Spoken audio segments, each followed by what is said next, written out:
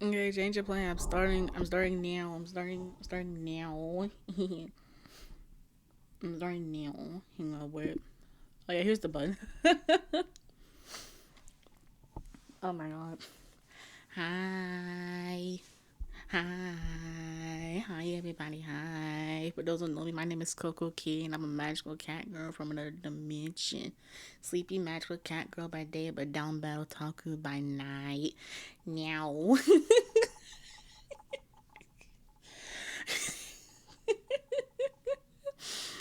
um, here's the. See what happened was, to be fair, like this wasn't all my fault. Like, first of all, like today is my mom's birthday, and she decided like we were gonna have like a shot. Well, me and my dad, that we were all gonna have like a shot, and my dad tends to have like some strong drinks. so so yeah, and then I like just talking like a minute ago I just ate like a gummy, and we'll see where we go from here. The plan still stands. We are gonna be doing two visual novel. We're gonna do two visual novel games, Touchstarved, and I'm only gonna do one ending of Touchstarved, and then I'm gonna go into the Freak Circus. So yeah, let me do streamer things. One second. One second.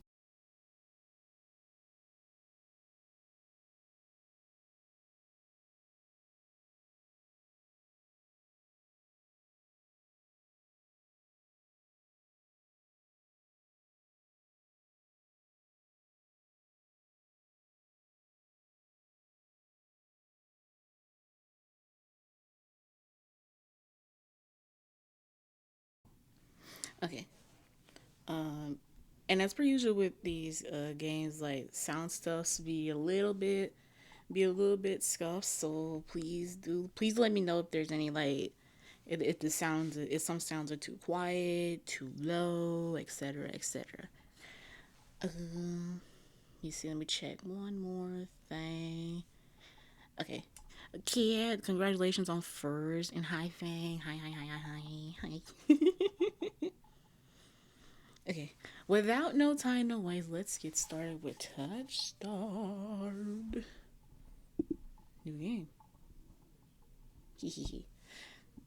Random disclaimer. Streamers and content creators should set music volume to Z. Oh shit.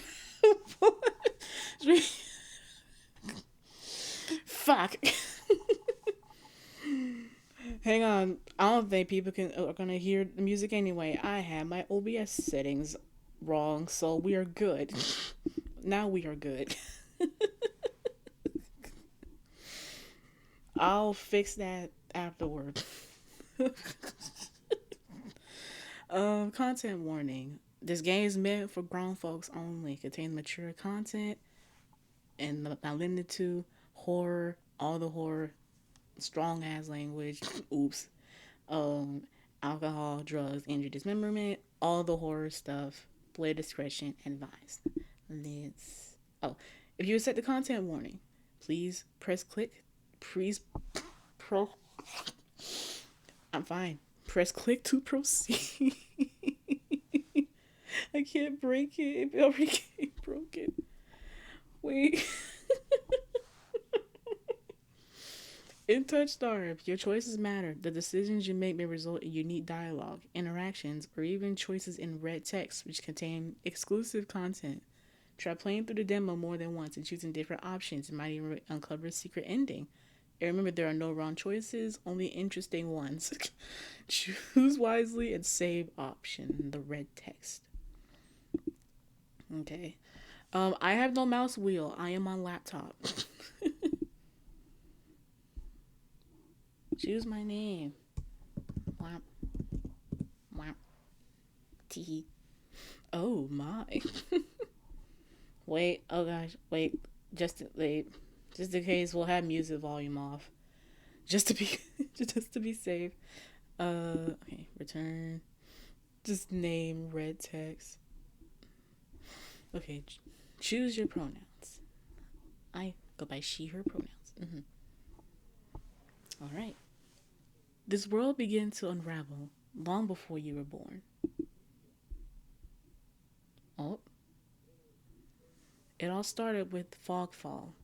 Spectral mist bled from the seams where reality wore so thin it split. And from that fog emerged monsters, inhuman beings with unnatural powers. Some possessed language and intellect, others were mindless beasts driven by little more than bloodshed. As unrest and cities fell, humans cowered in fear, while monsters thrived amid the chaos. And then there's you. Pronouns texture. Ooh, You don't know what you are, but one terrible truth is certain. You were born cursed, and with hands that alter the minds of those you touch. Choose your backstory. Ow. Okay, let's see. The fallen oracle. You were raised as an oracle in a remote temple. The priest claimed your touch bestowed enlightenment, but a visiting mage revealed your curse for what it is. Spirited upon the mage's word, you fled in search of cenobium. You regularly experience unnatural premonitions that rattle your body and soul. I can read. An innate sixth sense gives you a heightened awareness of hidden supernatural presence. I was born cursed, pretty much. Um, the exile you were exiled to life far from civilization. Your only kinship was with the elderly hermit who taught you how to survive in the wild. He lost his life in search of a curse for you, but left you with the final lead to pursue the cenobium. You're a seasonal survivalist, well versed in deciphering soulless behaviors. You've gained fluency in various languages and uncanny intuition for detecting danger. The Alchemist, Full Metal Alchemist. As an exiled cenobium mage took you in as a child, raising you as her apprentice. She seemed to take pity on your curse, but you discovered that she was cultivating you as a test subject. You fled to Cenobium seeking a cure. You're an experienced spellcaster with an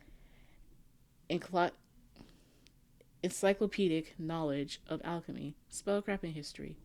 With a little observation, you can identify the subtle effects of magic.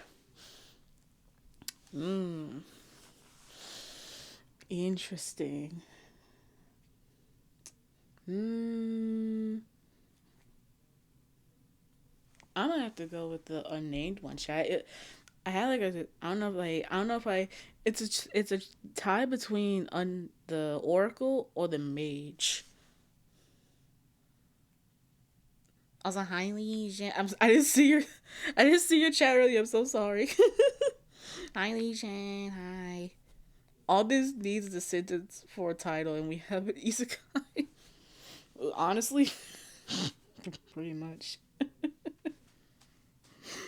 Um, oracle or mage for me. I'm gonna have to go with the fallen oracle. Confirmed. Your name is Coco. You selected she, her pronouns. Your backstory is the unnamed. Is this correct? Yes, indeed.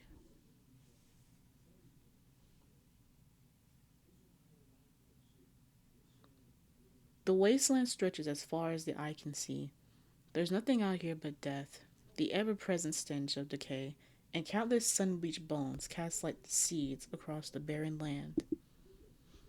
I could say death doesn't scare me, but honestly, I'm desperate. It's been 2 weeks since I joined a caravan bound across the waste. Finding a group that will accept me was a trial in itself. I can hide my hands and deflect probing questions. But sooner or later, people always suspect something strange about me. As rations grew sparse and canteens ran dry, tensions rose. Despair began to set in until I saw it. Oh? Ooh.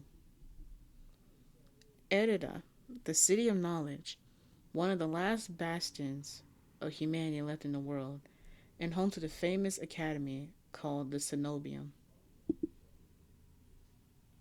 All of the world's knowledge gathered in one place. If there's anywhere I'll find a cure from my curse, it's there. Give me 1 second, chat. Where is it? Oh, here we go. Have like a little bit of. Okay, there we go. Added my own copyright-free music. Okay, carry on. All right. All the world's. Okay. Okay, yeah, I said that. I said all that. All that stands between me and a new life is a final stretch. The final stretch of salt-soaked waste, or so I think until I see the first tendrils of fog snaking beneath the wagon.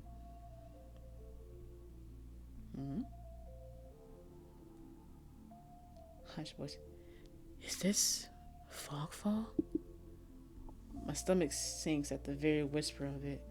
A silent storm, more devastating than fire, dangerous in cities, but a death sentence beyond them. A thick blanket of fog engulfs us, snuffing out the lantern's light. The wagon lurches to a stop.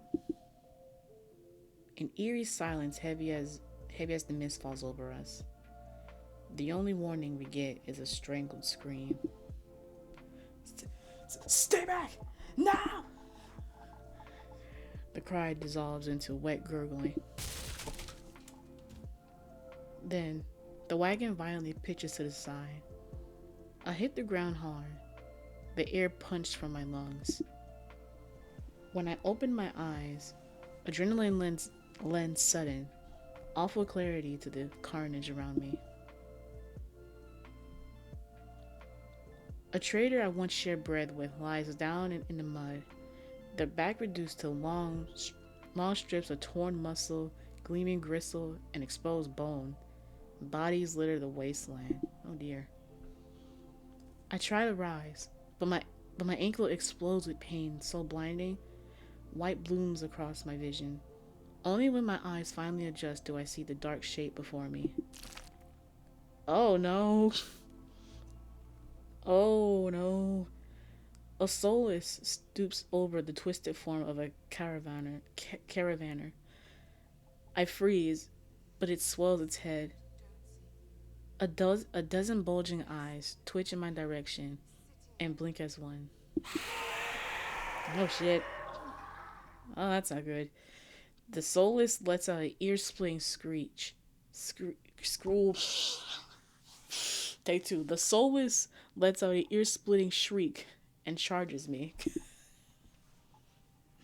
But right before it reaches me, the beast barrels past, vanishing into the mist. A horse screams into the distance. I need to move. Now.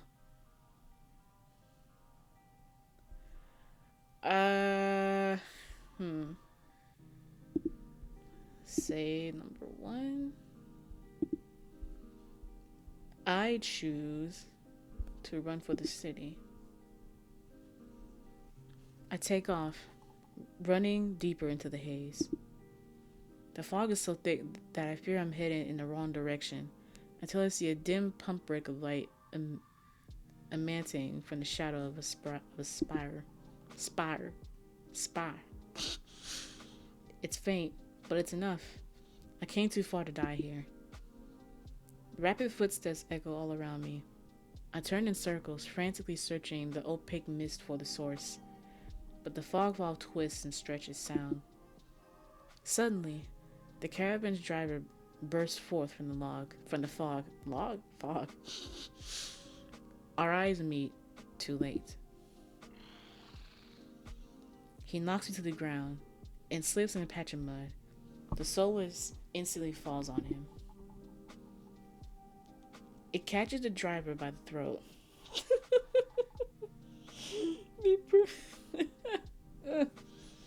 Oh, so gross. It catches the driver by his throat and rakes his stomach with razor-sharp claws. Ew. He comes apart like wet paper, spilling intestines and viscera in a steaming tide. Oh gosh. Fighting the urge to heave, I claw frantically through the slippery muck for a handhold. Oh shit. Shit. My hand catches on a jagged edge of a rib, jutting up from the water. Bandages unfurl around the gouge, torn deep into my palm. Uh-oh. But the pain's quickly forgotten when a hand closes around my wrist. Can you stand? Hello. One of the travelers from the caravan leans over me. We need to run. They reach for my hand, and I realize too late that my bandages have become undone. No, don't touch me! The sensation of their thumb brushing the back of my hand sent a shiver down my spine. All it takes is one touch, and in the space of my breath, my curse takes hold. Oh shit. Ooh. Ooh no. Ooh no. Their lips peel back into a deranged grin. Oh no, yeah, oh no. No. Oh no. Oh no. No. I've seen this face countless times before. This is my curse. Madness of my own making. Their grip on my hand tightens until pain radiates from my knuckles. Let me go. Suddenly, clammy hands crush my throat, choking my breath. Breath? Oh gosh. Yeah. Die. Oh, no. Oh no. Spit bubbles at the corner of their mouth and flex my face. The edges of my vision darken as my lungs shriek for air. He's choking me. No. I could take him on in an actual fight this time. My nails gouge deep into the traveler's wrist, but no matter how much blood I draw, they don't flinch. Shit. The more I struggle, the tighter their grip grows. My pulse hammers in my ears, slowing with each thudding beat. This can't be happening. I'm gonna die. And not because of fog fall or solace, but because of my curse. Tears sting my eyes. No, not here. Not like this. But then their hands drop from my neck, leaving me wheezing for air. My lungs burn with each ragged cough.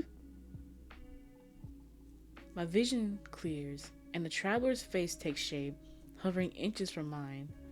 Lips still split from that macabre smile, even as blood seeps between their teeth. They give one last shuddering breath, then slump over the claws hooked into their stomach. Oh gosh. The soulless shows the body aside, its glowing eyes narrow as though grinning. That don't sound good. And that's the opposite of good. There's a flash of red claws. Shit. There's a flash of claws. Red spills across my vision. I thought there'd be pain, but as I sink into the murky water, all I can feel is the grit of silts filling my mouth in the icy embrace of the shallow water. I spot an arm resting among an outcrop of reeds. Mine neatly served as the elbow. It should have taken both arms. Without them, maybe I could have survived. Maybe I could have had a home. Instead, I died cold and alone in a desolate wasteland. Oh, a fitting end for a monstrosity like me.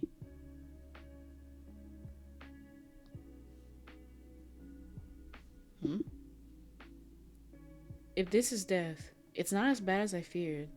The cold is gone, as the choking stench of bog water. I could drift forever, cocooned in oblivion, until all thought and sensation vanished. No curse, nobody howling at me in madness and terror, nothing at all. The thought has a terrible appeal to it. But as I take a reflexive breath and air pours into my lungs, then out again, then out again in a ragged gasp. Feeling comes flooding back. Warm cloth on my bare skin, a firm surface underneath me, a strange tang of sulfur in the air. Do not be afraid. Nani?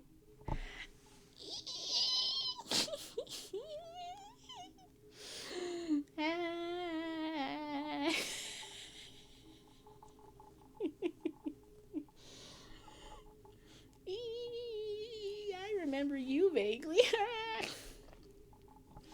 I twist my head towards the voice. Tears flood my bleary eyes at the bright glow of lamplight. Try not to move. The voice is calm, steady, and commanding, but more importantly, it's a stranger's voice. One thought cuts through my mental fog. I have no idea who this is, and I'm completely at their mercy. Stay away from me. My words come out in little more than a creaky whisper.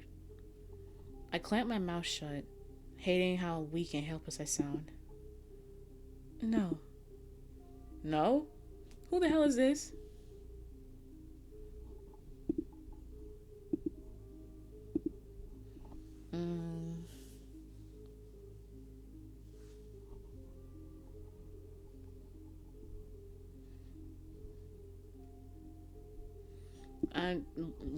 I'm gonna rest more.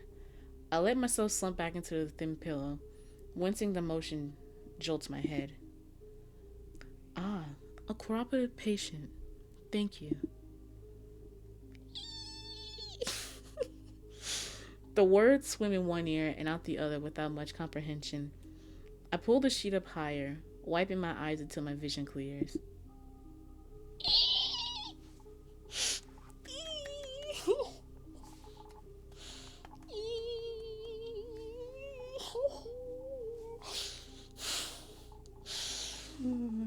Oh, they're so hot. Okay. The stranger towers over my prone form. Warm light limns his pristine medical coat.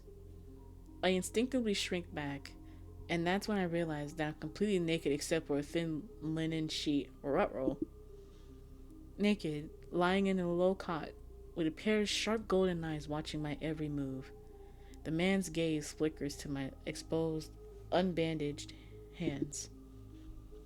I plunge my hands under the sheet, though it's too late. He must have known what they look like. Strange, cursed, inhuman. I brace myself for his inevitable disgust, but his courteous smile lingers. He just watches in placid silence as I struggle to make sense of my surroundings. Where am I? Who are you? Be calm. You are safe here. Whoever this is, he clearly has no idea who or what I am. I've never been safe anywhere, with anyone. Even the shrine of my childhood turned out to be a horrific lie. I scowl, pulling the sheet protectively around myself. Where are my clothes? The man's golden eyes narrow slightly. A sharp sigh rustles the papers in his hands. I see you are not to be dissuaded. Your clothes were torn to shreds when I found you, but I procured replacements. You didn't have to. With a soft creak, he rises from his chair, giving me a better view of my surroundings. This looks like a medical clinic. Bottles of silvery alchemical concoctions line the counters in neat rows. The air makes my nose twitch. A faint whiff of smoke and something distinctly metallic.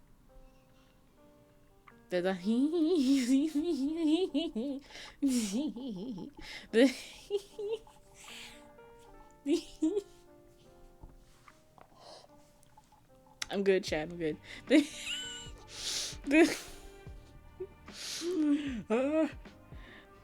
The doctor produces a large, dense bundle of cloth, which he sets at the foot of my cot. He's easily a head taller than most, and I have to crane my neck to look at him.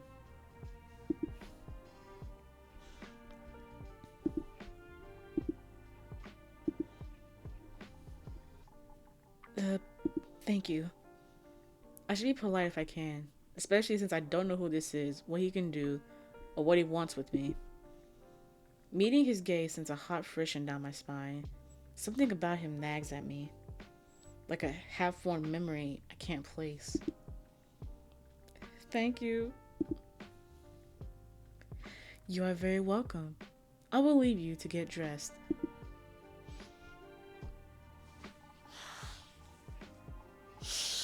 I mean, stop, Coco, stop. I know what I was ready to say, and I stopped it. Stop it.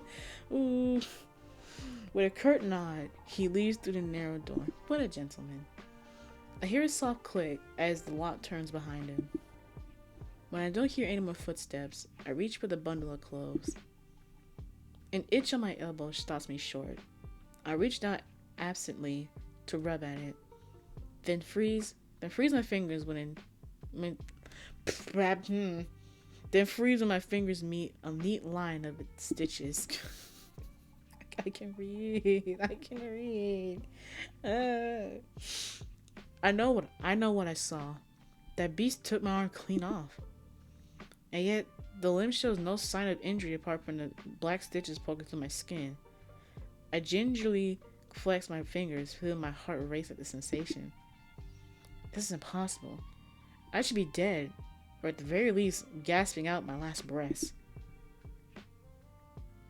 I squeeze my eyes shut, waiting for the pleasant dream to unravel, to wake up and find myself bleeding out in the swamp. But nothing happened. The seconds tick by, and my arm remains resultantly healed. My surroundings pristine and quiet.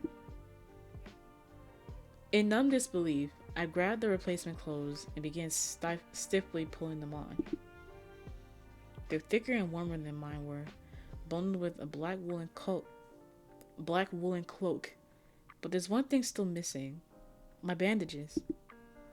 The doctor didn't leave me with any, though I assume... Where am I getting words from? The doctor didn't leave me with any, though I know he saw my hands. I slide out the bed and take a few unsteady steps towards one of the drawers. If this is indeed the doctor's clinic, there must be bandages somewhere. I start opening drawers at random, and of course, that's when the door swings open. Are you looking for something? Ruh-roh. I whirl around, clutching a thick roll of clean bandages. I try to step back from him, but my legs bump against the cot. Your caution is understandable, though if I meant you any harm, you would know. Interesting. That doesn't make me feel any better in the slightest, but he makes no move towards me, so I quickly wind the bandages around my hands. The glowing scars and mottled skin disappeared under a layer of clean white cotton. May I ask why you need additional bandages? I can help you. I can help if you tell me what ails you. Please don't touch me. Don't. my cursed hands. No. Man, I doubt it. Traveling to Erida was a gamble born of desperation rather than hope. Nothing has come close to curing my curse. And yet, my left arm twitches. The arm that was severed before my very eyes. The doctor's unblinking gaze follows my every move. It's clear he won't drop this without some sort of answer.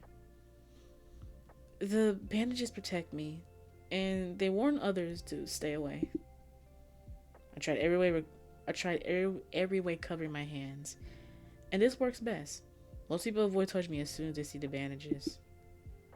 An illness, then, or a less mundane affliction spread by contact. I flinch. He doesn't even sound surprised. That's far too close to the truth for comfort. Nah, like he's pretty much on the spot. Like he's pretty much on the spot, I guess. Like glare.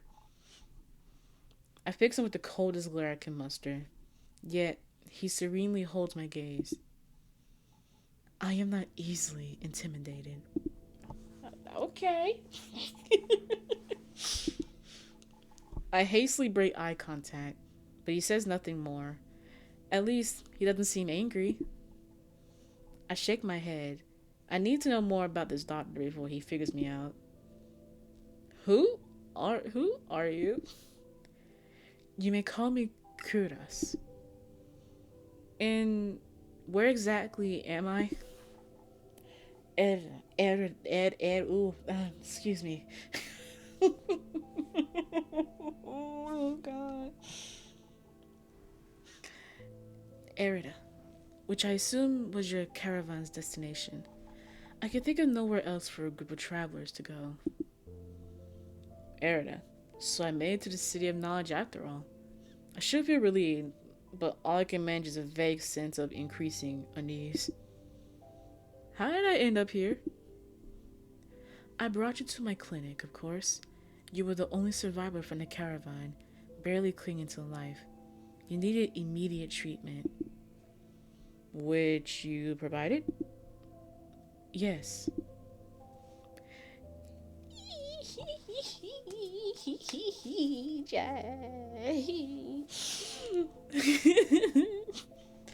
He says it so simply, as if I'm a small child and he's explaining a basic addition to me. I frown and flex my fingers on my recently healed arm. Aside from being a bit stiff, it feels fine. Thoroughly attached to me. You're saying that you stitched my arm back on? Pardon? A Solus attacked the caravan. It ripped everyone to shreds. It tore my arm like clean off, dude. But when I woke up here, I trail off bewildered. I never heard of any magic that could heal a mortal wound. The doctor, Kuras, pinches the bridge of my nose. Hey! He sits back down in his chair, quiet for a long time. I do not know where you come from, but Erida is the city of knowledge and deadly secrets alike. Information is power, and one should not give or receive it freely. Since you refuse to divulge your secrets, I will not divulge mine. I do not even know your name. I like him. I like him. I was just. You are new to Erida, so I will overlook the specific breach of etiquette. Do not expect others to extend the same courtesy. Do you understand? He glances at my freshly bandaged hands. Loath though I am to admit, he has a point. I'm a complete stranger to him. Yet, he saved my life. I'm taking a sip of water.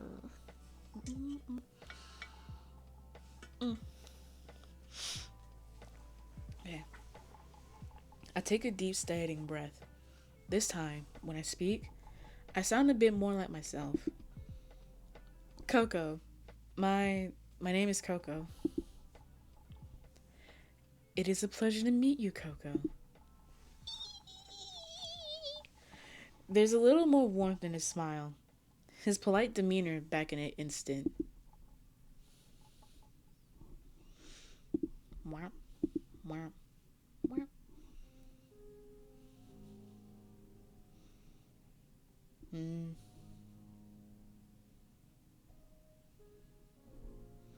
Thank you for saving me. Thank you for saving my life. I chance a smile in return, even if you won't explain how you did the impossible. There's no doubt in my mind that I'd be dead if it not for Kuras. Think nothing of it. I'm not sure if he's being excessively courteous, but his words only raise more urgent questions. I had to ask, why'd you save me? You don't even know me. The question seems to startle Curtis. I could hardly leave you to die in the waste. Assisting those in need is the very essence of a doctor's duty.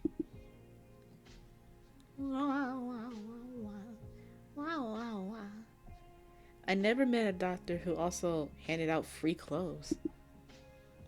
My fingers find the edge of the cloak. There's a subtle but delicately embroidered pattern on the hem. I tried to think about what price couriers might demand for such well-made clothes. He gave us expensive clothes, oh my gosh. No, I suppose not. Forgive my presumption. I rarely come across such a fascinating patient. Arr?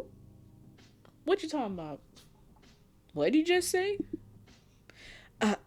I simply meant that few would cling to life so resolutely, or brave such as a perilous journey to Erida. I couldn't help being curious about you, Coco.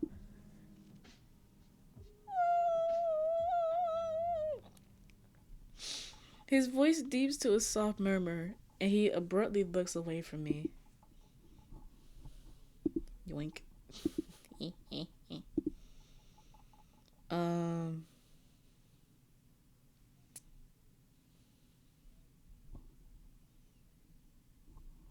You seem pretty curious yourself. Am I?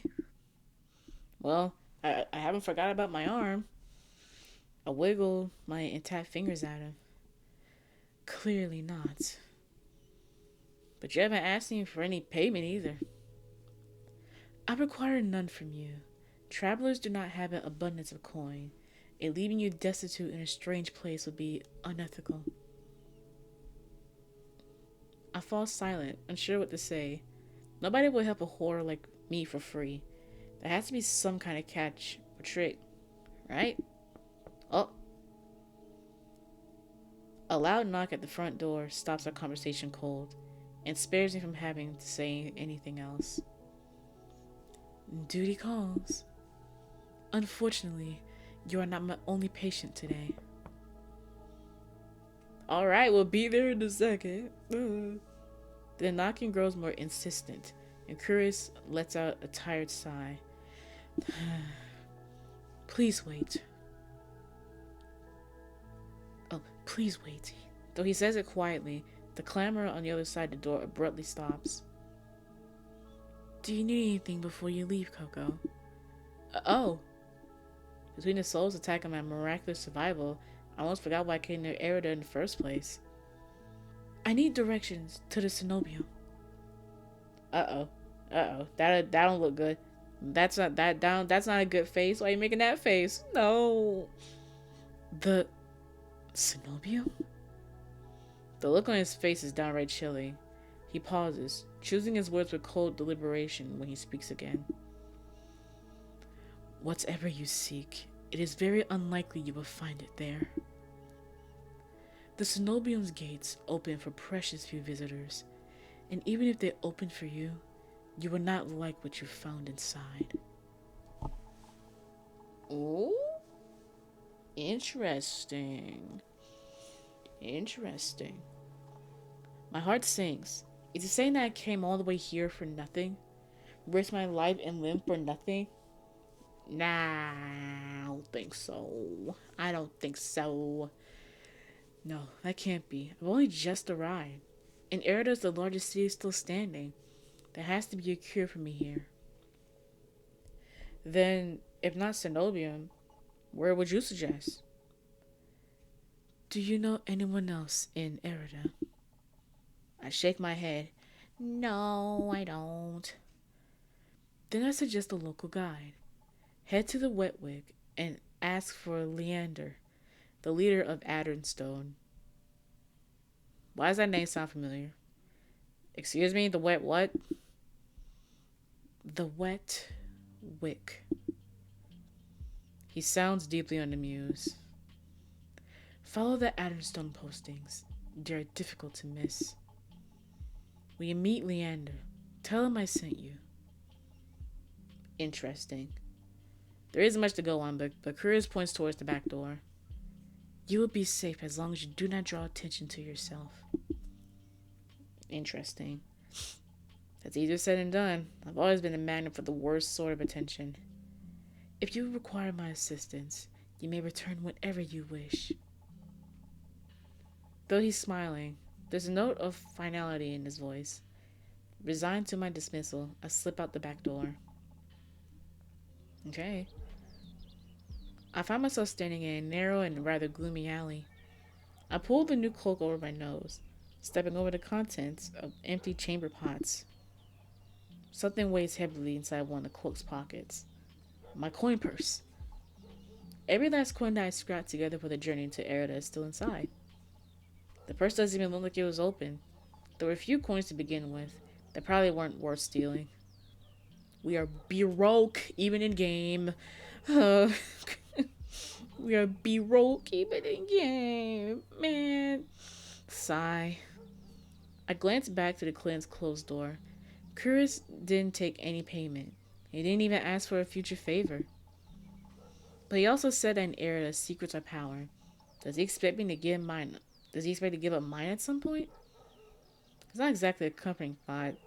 Still, no matter why he did it, Curtis gave me a second chance and a lead on where I might find help.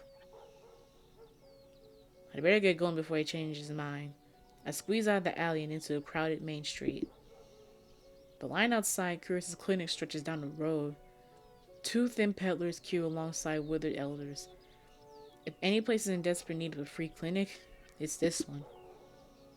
The cobblestones are treacherously rough under my feet, deep groves worn between them by regular flooding and decades of hard use. I knew Erida was a river city, but I didn't expect it to look so eroded. The buildings are tired and dilapidated, all crammed together in narrow streets. And there's something else. A charge in the air like the shift in pressure before a storm. Uh-oh. It's subtle. Little more than a faint, persistent thrumming. But I can't seem to shake the sensation. A child darts by, clutching something greasy wrapped in paper.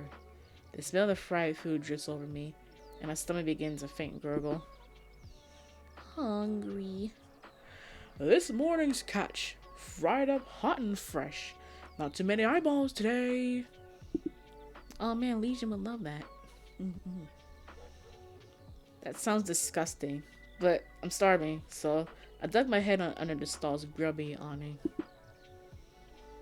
A large fish leers up at me, its three bulging eyes still visible through the thick layer of crispy batter. The vendor gives me a gaping-toothed grin. What's the cheapest thing you got? The vendor points at a metal basket of what looks like long strips of savory fried dough. Fresh long lives. 3 copper apiece. Don't burn your mouth. I take the coins out, counting them gingerly. At this rate, I might be able to afford dinner. Reluctantly, I drop the payment on the counter and take my meal. Now we're extra B-rolled. No. No. Also, this art is very gorgeous. I love it. 2 streets later, I pass under a rough iron archway, adorned with dangling garlands of red and pink lilies. Pretty. The buildings in this quarter are a dizzying riot of color. Painted walls and tinted glass everywhere I look. Sheer red and pink curtains flutter in open doorways. Musical voices call out invitingly. Incense mingles with the pungent scent of flowers, barely covering the salt and musk of warm bodies. Hang on, chat. Let me see. I'm just gonna turn this up a little bit, just in case. Just in case there's any actual voice happening. Okay. This must be Erida's entertainment district. I'm polishing off my food and dusting the crumbs from my hands when I spot a poster. It features the silhouette of a smiling man wearing a single dagger-like earring and the words, "The Adderstone," printed above his head. If Leander is the leader of Adderstone, then the face printed on the poster is likely his. I followed the line of identical posters around a corner, and nearly hit my head on a precariously dangling wooden sign. Looking up, faded orange letters read, the wet wick. We're here. The facade of the building looks like it's seen better days, but I hear faint music and laughter coming from inside. Hmm? Oh, it's a tavern. Bar. Place. It's not even midday. You get the wick is packed. A loose collection of Eridans crowd the bar, taking up the tables and gathering in spaces between. They speak amongst each other in hushed voices, their faces drawn and grave. I can sense their apprehension even without hearing their words. A cursory glance doesn't turn up anyone with a dagger-shaped earring, and I'm considering searching the bar when a loud voice carries across the room. Huh? Now, I'm no prior or curator, but I'm not much for paperwork or pencil pushing. And honestly, I don't even think those robes come in my size. I crane my neck, but the crowd is too dense for me to see the speaker. Gather around. I want to show you all something. There's no time to move out of the way.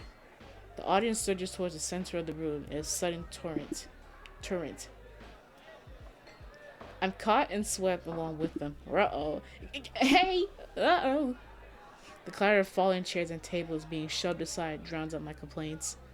I thrash and throw out my elbows as heavy bodies press into mine. Oh boy, this should be interesting. Ooh, water break. Alright. My hip knocks into a table. I grip it, holding on tight to steady myself. But the crowd is still. Ow. A pair of gilded boots stride across the tabletop. Pardon?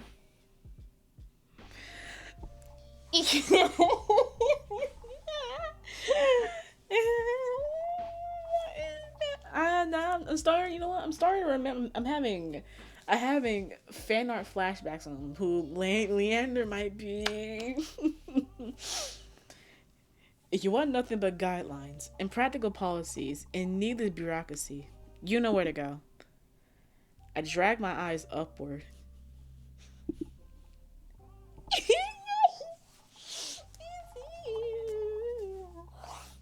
That's my husband. That's my husband. That's my husband. Okay, I'm good. I'm calm. I'm good. I'm great. I'm fantastic. I'm peaked. Emotional high.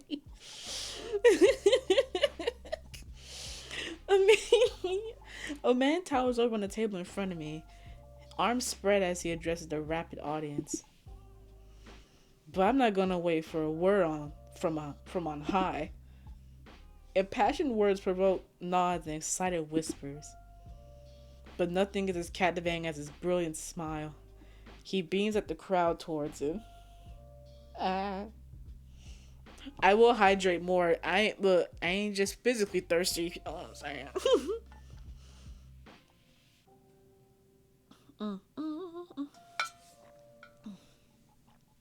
Okay. But nothing is captivating his brilliant smile. He beams at the crowd around him. A performer on his makeshift stage. I think I read that, but I'm reading it again. And unlike those clerics, I don't need the Abe's approval to cast a spell or two. Oh? As he raises his hands above the audience, the dagger-shaped earring dangling from his left ear catches the light in a flash of gold. It seems I found Leander. It seems we have. We are found our man, MC, lock in. These are our streets. We make our own luck here.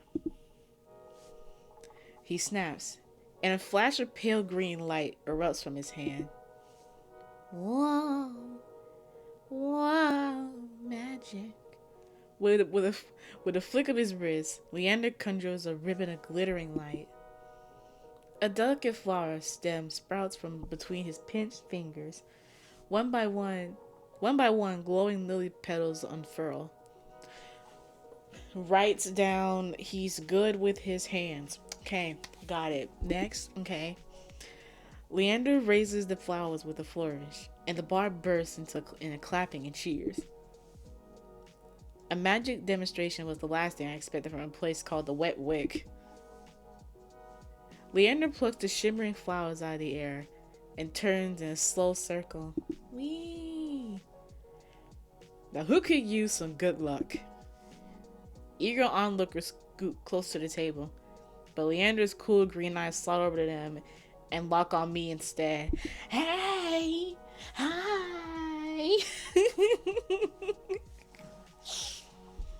How about you? Uh-oh. Hi! My chest grows tight. Suddenly, I'm in the spotlight. Dive. Do. Take him. I reach out and take the flowers from him, all too aware of my trembling fingers. There's no weight to them, only a faint warmth that radiates from the stems. As soon as the lilies leave Leander's hand, they dim and fade away in a shower of opalescent light. Wow, magic. Sober and Zooty Coco got the same thoughts. Listen. Hands in the air, listen.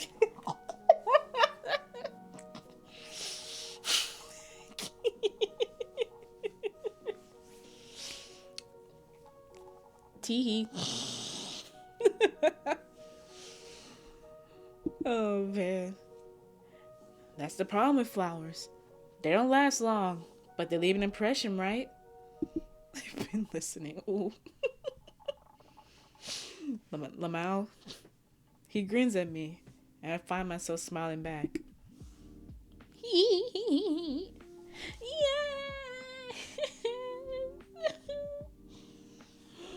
Oh, that's my husband. Leander steps off the table, dropping him on an excited crowd with a clink. Alright, show's over. Back to work, everyone. The audience disperses, and Leander heads towards the bar. Now's my chance. I start after him, only to find myself don't give me that look, face to face with one of his flowers. That makes a run for it. Ooh. Sullen follower, where do you think you're going? I need to talk to Leander. I need to talk to my man. Did I make that clear? Uh-huh. You in half a low town. Leander's busy right now. Adderstone business. Come back tonight. That's what I was low-key referencing to. Where do you think you're going?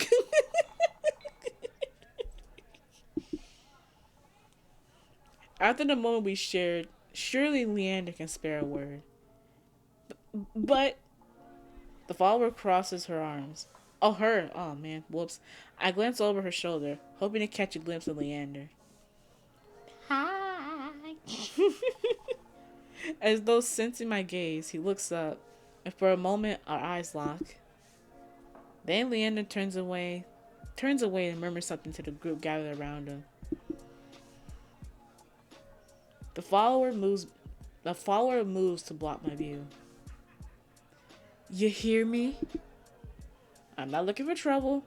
This Dr. Curious said I should find Leander. She interrupted by a hand resting on her shoulder. She's interrupted by a hand resting on her shoulder.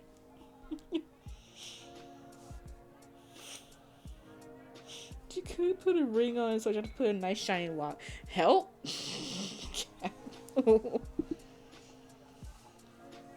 Curious sent you? He said you could help me. Leander nods at the woman, and she steps aside wordlessly. Follow me. Okay.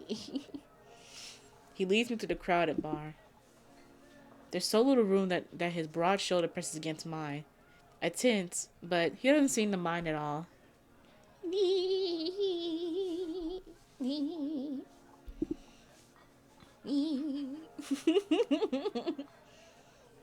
Sorry about that. The Adderstone watch out for one another, but they can be overprotective at times. It's all good, baby girl. Lesson learned. Leander flashes me with a broad grin. You're new to Erida, aren't you? He says it with a genuine air of curiosity. Do I stick out that much? No, but I'm certain I remember seeing a face as lovely as yours around Lowtown.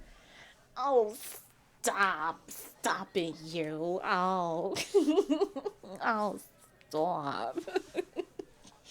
My eyes drop to the polished countertop. I'm not used to flattery, and being this close makes eye contact difficult. As if on cue, the bartender approaches us. What'll it be? Surprise me, and add anything my friend wants to my tab.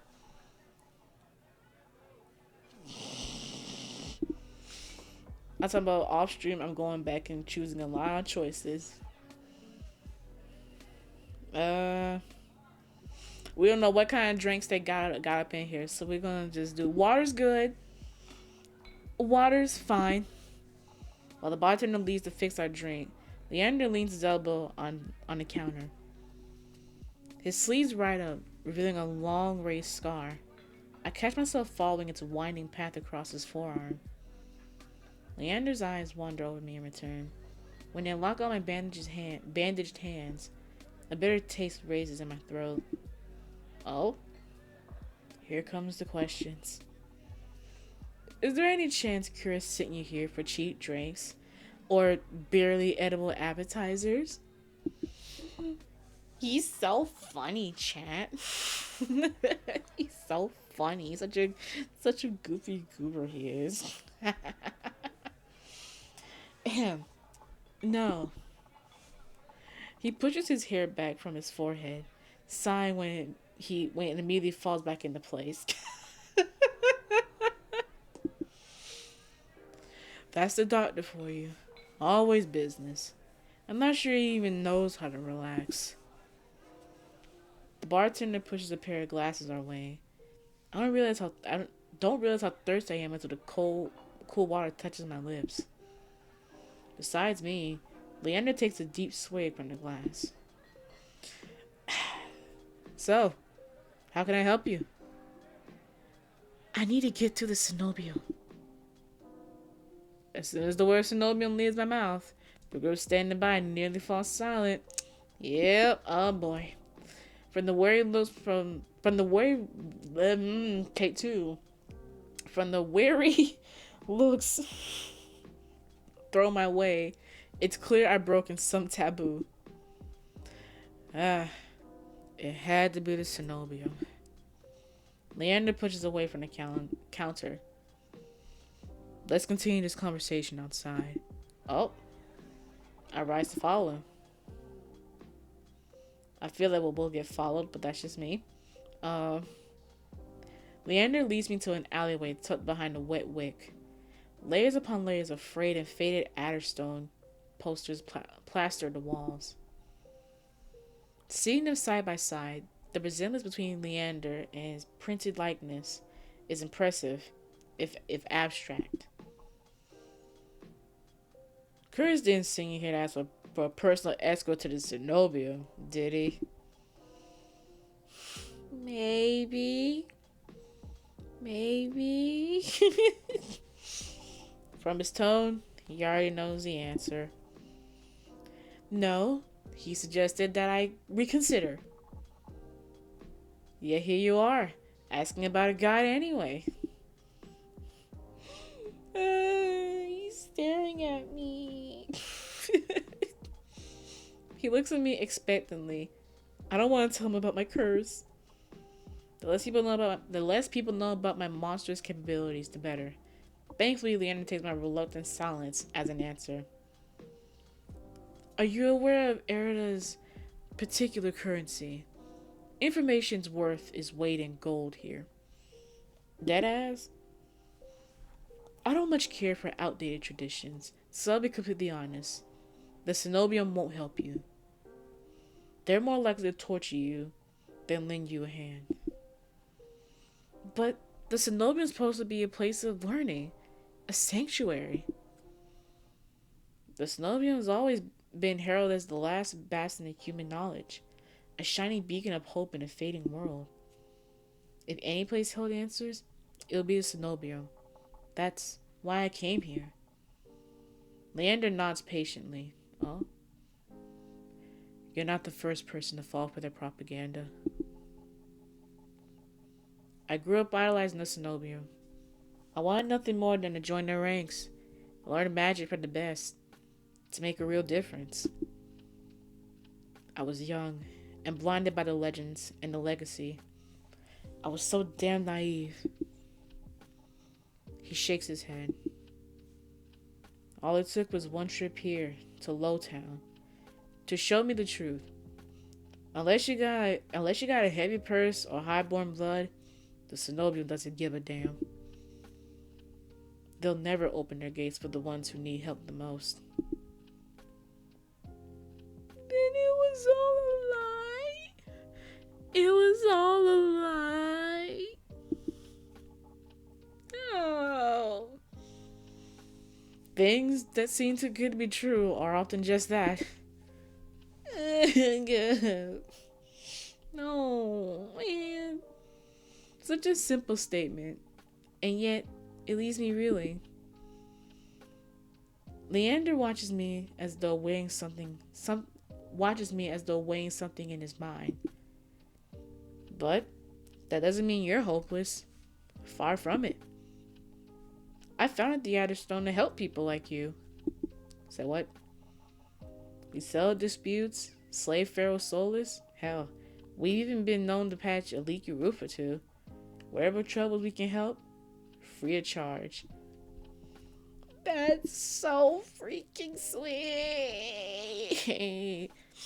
That's so sweet.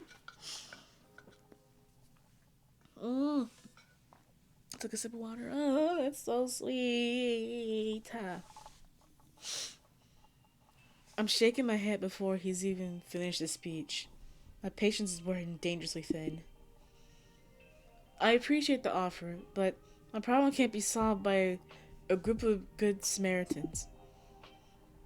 To my chagrin, Leander doesn't look remotely surprised. Then, you're looking for help with something serious. Something not even curious could crack. It must be a certainly remarkable problem if you came all the way to Erida searching for help. Tell me, how can I help you? Leander may not work for the Cenobium, but he is a mage. A powerful one if his demonstration earlier is my indication. Indecision nods at me. I don't know if I can trust him, but it's not like I have any alternatives. I hate to admit it, but this might be the only path forward. A confession comes out in a strained whisper. I'm cursed, dude. I'm cursed. See? I fucking froze. Right after I said that, that's with VTube Studio. No. My VTube Studio froze. Oh my gosh. No, this can't be happening now. No. Please. Okay, I'm back. I told you we had a curse.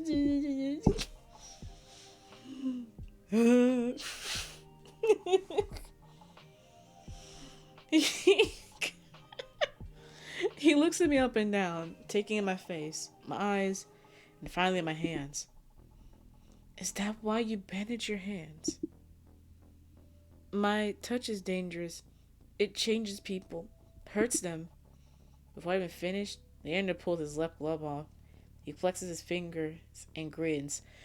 Oh yeah, I remember that part of the lore vaguely, but I'm not going to say because it'd be a spoiler for y'all. Alright, let's see it. But if y'all can connect the dots, then you already know. As he offers me his hand, a prismatic flash of magic ripples across his palm. But I'm already shrieking backwards. I can't. I don't care how confident Leander is. I won't allow myself to hurt him. To see his kind face unrecognizably warped. I don't want to hurt you. I'll be fine. Trust me. I've seen enough curses and hexes to last me 2 lifetimes. But I'm still standing. Do you really think Curious was sitting here if I couldn't handle it? How should I know? I only met him today! I'm twice as good as any Cenobian mage. If anyone can help you, it's me. I don't know what you're asking me. I'm asking you to trust me. I look from Leander's outstretched hands to his confident smile. Hi, Oreos. Hello. Then, I begin unwinding the bandages from my hand. If you lose control, don't say I didn't warn you. Or you're just in time. This one's my husband. It's Leander. Yay. You can what?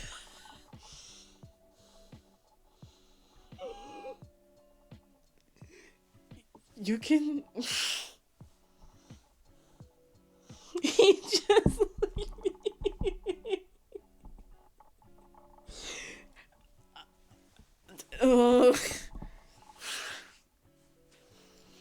You can tie me up first if it makes you feel better. Dad, I'm good, thank you. Not yet. I know. Oreo. Side eye. Don't start with me here. Not here. Don't start. His attempt at levity does little to comfort me.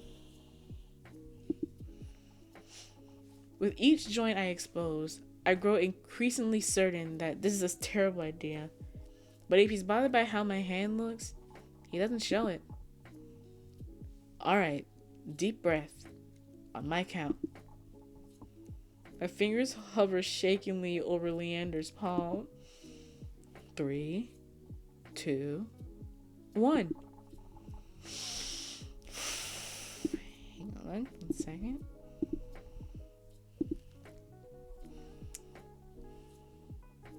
Alright, Leander. I trust you. Leander. I tap his palm once, as quickly as possible. It's barely more than a brush, but that's all it ever takes. Heart racing, my eyes dart to his face, but Leander only smiles gently. See? It can't be. When I reach for his palm again, Leander catches my wrist before I can pull back. Oh. I told you, there's really nothing to worry about. He trails off when my thumb grazes the soft skin of his inner wrist. I search Leander's face for traces of madness, but his eye remained a clear, soft green. Neither of us speak as I trace the contours of his palm, lost in an awareness I wasn't anticipating. I got a question. If he was so sure that we're just fine, why did he stop our hand? Interesting. What are your secrets, husband? What are your secrets? Even though I vaguely know, because I watched like one of my Kamioshi's players game years ago. I vaguely remember how this went. But that was years ago. I don't really fully remember. It's not. It's not as though I've never been touched before. My curse only extends to my hands, and desperation spurs creatively. Creativity, excuse me. But all that pales in comparison to this. I never experienced such intimacy. My fingers, long deprived by years of bandaging, pick up every single detail. The grooves along his palm, the smooth shell of his nails, the bones in his wrists. For as long as I've lived, I've never been able to hold someone's hand without dire consequences. I realized what I was missing. While Leander's pulse is steady, my hammers as fear gives way to excitement. Wink. Let him go. I draw my hand back and take a steadying breath. My head feels like it's stuffed with cotton. Habit alone guides me through the motions of rewrapping my hand, although my fingers tremble too much for the bandages to lie flat. I can't believe that worked. I've really forgotten my manners. May I ask your name? I'm Coco. Coco, this curse of yours is unlike anything I've ever seen before. I can tell that you're careful, but it's best you kept this hidden between us. Are you staying in Lowtown? I paused. Room and board was something I'd yet to consider. I don't know. Let's get you properly sealed. Let's get you properly settled then. Oh? The Wick is noticeably quieter. Without their leader, most of Leander's followers have dispersed, or in a few cases, fallen asleep beside their drinks. Got any rooms left? Or did my luck grab them all to sleep it off? The bartender, who I now realize doubled as an innkeeper, slides the key onto the counter. The usual room? Wait, I caught that. What? Ain't no way I caught that. No.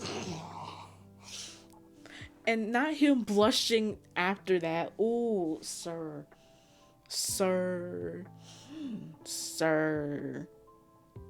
What a harlot.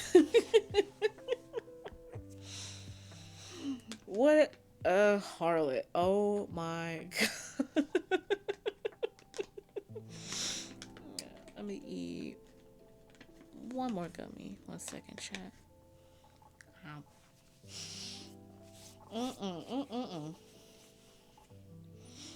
What a harlot.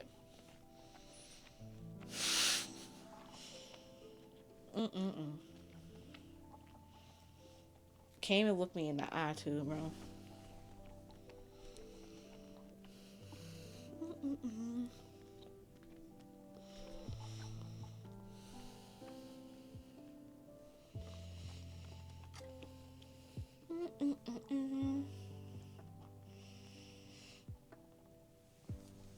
Okay.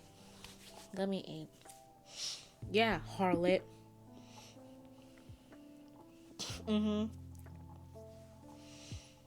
No, not today. This is just with my friend Coco. Right. Stay as long as you like. You two have fun. Bye. Why? Oh.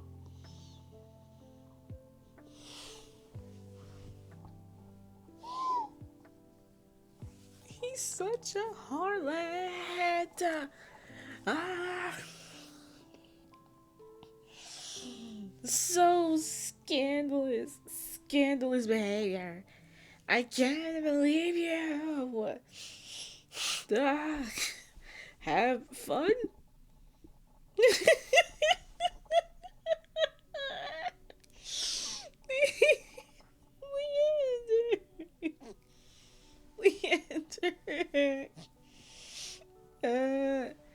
Leander clears his throat, then holds the key out to me.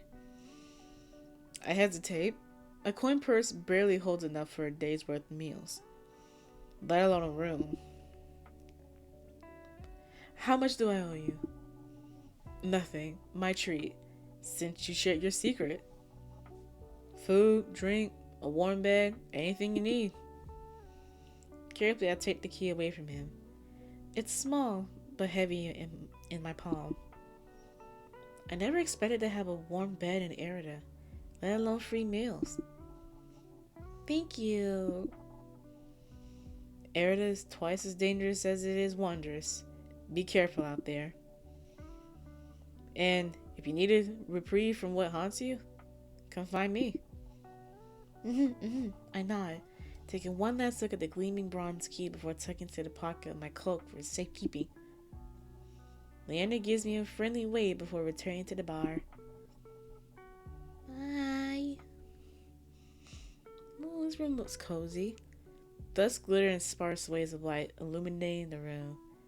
The furniture is tired, the walls creak, and a large lumpy bed serves as the centerpiece. I can't remember the last time I slept in a bed. I never imagined I'd sleep in one tonight. When I collapse on the bed, the springs let out shrill squeaks. Finally, I can allow myself to rest. Yay! My eyes fall shut before long.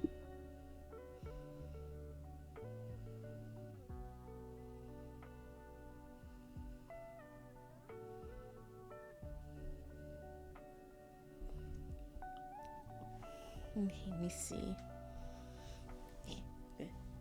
I wait to pale sunlight Take two. I wait to pale sunlight filtering through the narrow windows. Despite the clamor of the tavern below, the precious hours of rest have restored my strength and given me a flicker of cautious optimism. If I play my cards right, today could be the day I get closer to finding a curse. I quickly head out of the wet wick. The air clings, sodden and heavy with the lingering scent of the rain. Without the afternoon crowd, the district looks barren and bleak. In the middle of the street, a pair of crows quibble over stale bread crusts. I pause, watching them while I consider my next move. Curious and Leander both made it clear that Cenobium can't be trusted, but I came so far and endured too much to give up now. I need to see Cenobium for myself, if only to satisfy my curiosity. Surely someone in the bar can point me in the right direction. Oh. I'm about to turn back when a shadow passes over me. A cloud, I think, until a puff of hot breath tickles the back of my neck. A rot roll. The shadow trickles down the street in rivulets. Formless dark spreads like ink into blotted shapes. Claws stretch. A muzzle splits open to reveal long, jagged teeth. A growl rumbles so low and deep if I feel it in my chest. Uh-oh. I want to run, scream, but I feel trapped, as though the slightest movement or breath will snap the jaws around me shut. No, I won't let it end like this. If I'm gonna die, I want to look like what got me in the eye first. I steel myself, then turn. The shadow vanishes as quickly as it came, and I'm left standing in the middle of the street, alone, save for a figure reclining in the shade of a nearby stoop. Hi. Hello. Hello. A monster. That much is clear from a glance. One that could be nearly mistaken for a human were not for the tufted ears, the tail curled around his ankle, or the dust pink eyes with pupils that sharpen like needles when they fall on me.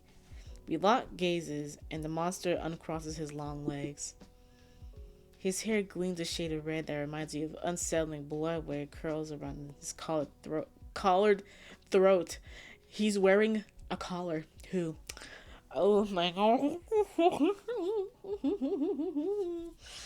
Interesting. Okay, continue. Jumpy, aren't you?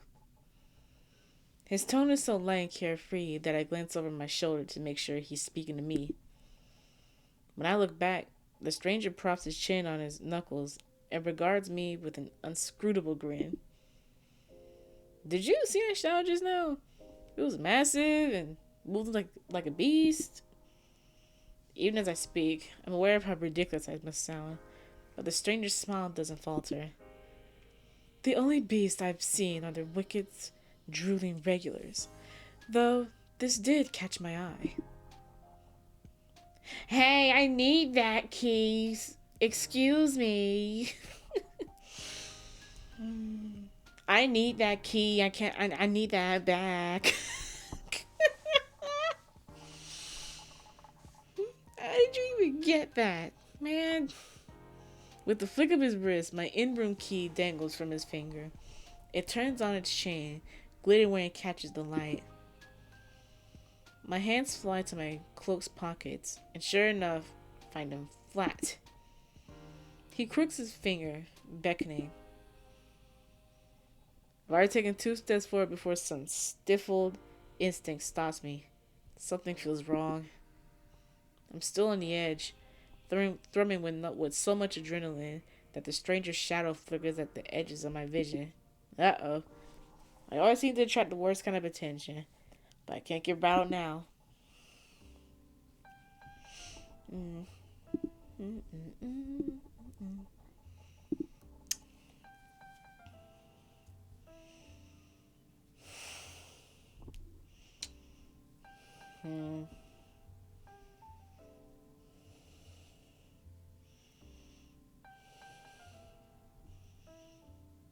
Who said that's my key? Who says that's mine? He smiles wide enough to reveal sharp fangs. Uh-oh. I saw you drop it. You really should be more careful. City like this, somebody might take advantage. A bald-faced lie said without a hint of irony. I approach the monster, carefully keeping arm's length away. He doesn't look dangerous, but the most deadly ones never do.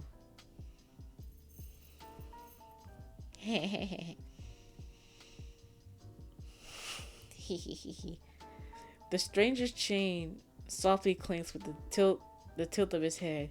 His ears flick. Also, I love his outfit. I love it. Okay, sorry. Keeping your distance. I'd be stupid to trust you. You think I stole your dinky little key from all the way over here? He gives an exaggerated sigh. I'm good with my hands, but not that good. Do I really look like a common thief to you? I wouldn't say common, but thief. Wait, pause. Ice. Water.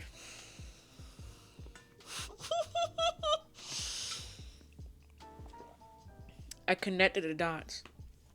I connected them. Anyways. He's got me there. The sheer fabric of his sleeves alone would be too expensive for most street thieves. Hell, his shoes look like they cost more than I spent traveling here. And then there's the shop behind him. No matter the city, parted pink curtains only ever mean one thing. Look, I'm not looking to buy, and I doubt I could afford your services anyway. What? What?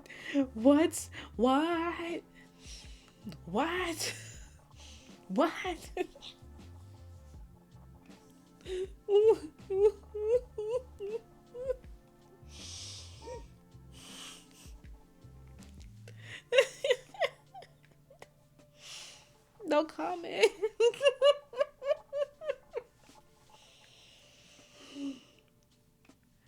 Oh my gosh, I'm legitimately blushing. Hold on. Okay. Luckily for you, I don't charge. Oh my gosh. The man runs the tip of his tongue over a fang, and for the first time since I stepped into that shadow, I feel something other than dread. Yup. My face grows hot. Yup. Ooh, Ooh, sir, please. I didn't mean to assume. I'm flattered, really. Did you really think? Did you think you could pay to pet my ears? Oh my god. Look, I just need my key back. Ask nicely, and I might even let you tug my tail. Hey, what?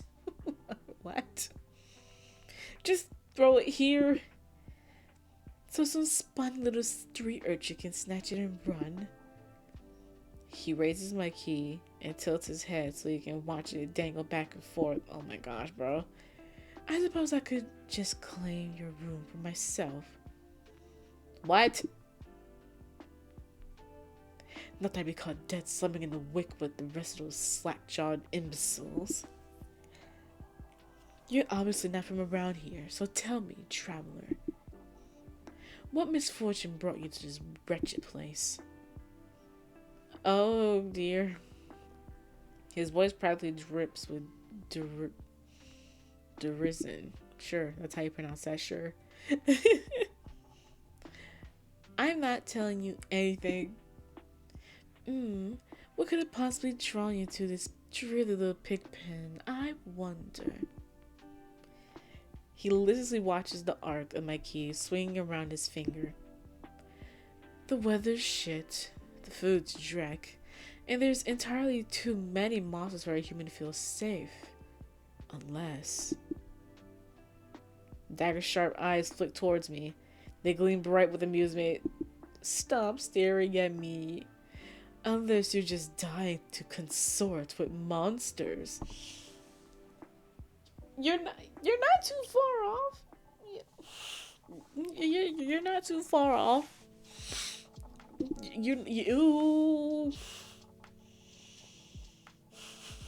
You're not wrong. You're not wrong. By now, my embarrassment has worn away, leaving simmering impatience in its place. If this is a shakedown, it's the most frustrating one I've ever heard of. I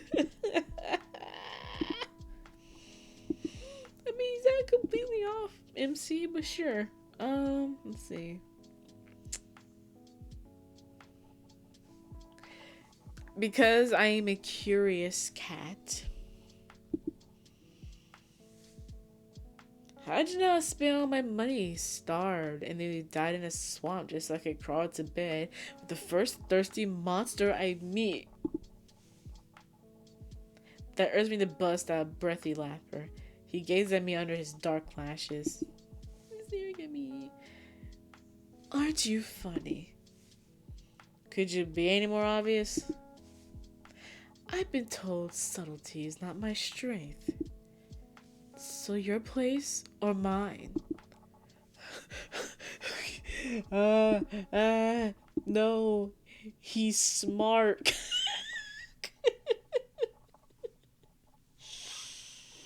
Oh no. You...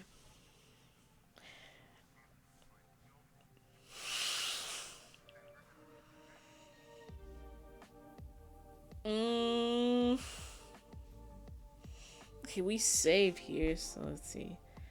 I'll pass. Tempting, but no. Yet he still smiles, undeterred. The more he flirts, the more convinced I become that this is some kind of trap. No matter how innocent monsters look, they always have tricks up their sleeves. And something tells me that this one's more dangerous than he lets on, even if he has a lovely laugh. I don't know what you want or why you're messing with me, but I'm not coming in close until I know you are going to attack me or bite. I won't bite hard unless you beg me. Excuse me?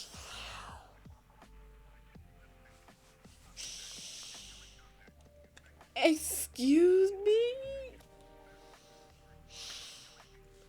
What did he say?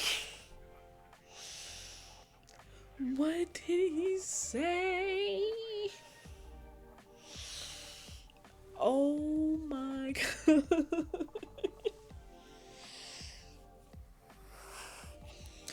I'm fine. I'm cool. Things are great. Things are great and cool and great. No matter what I say, he finds a way to twist my words into innuendo. Even when I'm silent, he goes on as though we're having a conversation, not a standoff. Do you like dancing? There's a traveling troupe performing in Hightown tonight. Their ludus is utterly exquisite, truly a performance to die for. There's life in this dreadful place, if you know where to look. You sound like you know the city well. The monster's gaze flickers from me to the key hanging from his finger. Naturally, the stump was little more than miserable, little smear on a map when I first arrived. Hightown, Lowtown, I know Erdola like the back of my hand. What about the Cenobium? Do you know what that is? His smile vanishes. Surely you've seen it. That absurdly large tower looming over the rest. It's a little hard to miss. He must have mean that spire I noticed when I first caught sight of Eridan. The Cenobium's overrated. Forget about it.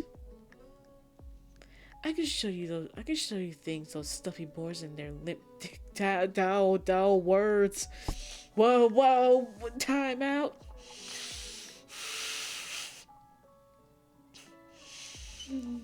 Whoa. Water.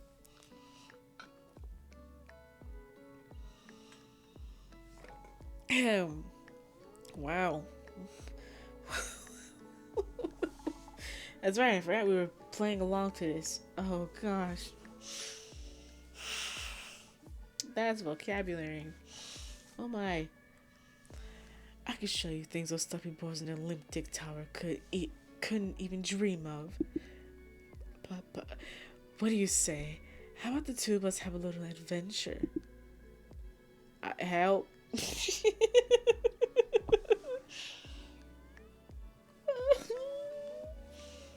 I've already got plans. Oh, have you some pressing matters at the Cenobium? Lunch date with librarians? Tea time with the most esteemed abyss? That's my business. What's the matter to you?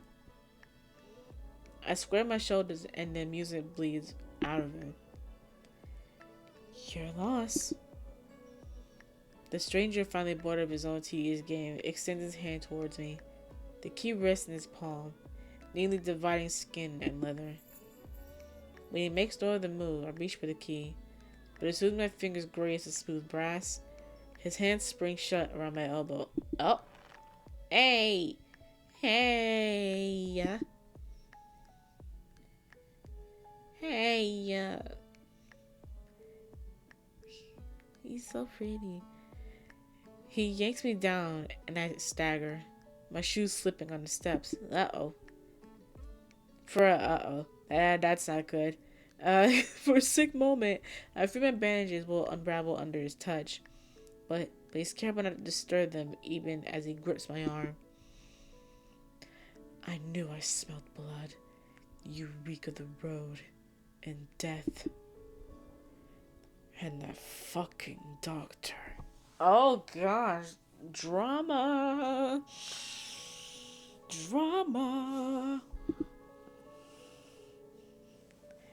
His voice, once silken, lowers to a smoky growl. The shadows around him seethe and boil. And something else. He murmurs against my throat, nose grazing my jaw. His breath trails down to my neck, sending a thrill of dread through me. His wide, flat eyes gleam with naked hunger as he grazes at me. Let go! Just when I fear he'll bite, his grip loosens. and his eyes widen with awe. It seems I underestimated you. You're... There! The stranger's ears flatten, and he releases me with a short breath. I yank my arm back, massaging my bandages. He twists around to see a woman duck from the corner curtains behind him. Her pressed white uniform marks her as a cleric of the Cenobium. Oh, I leave you all for... Wait, what? I leave you all for what, 10 minutes? And you're making trouble again? Will you quit harassing the tourists? The stranger, there, I take it, rolls his eyes and flashes his... Sorry, something happened with sometime my computer. Might be later. The stranger there, I take it, rolls his eyes and flashes the clear with a withering smile. So suspicious.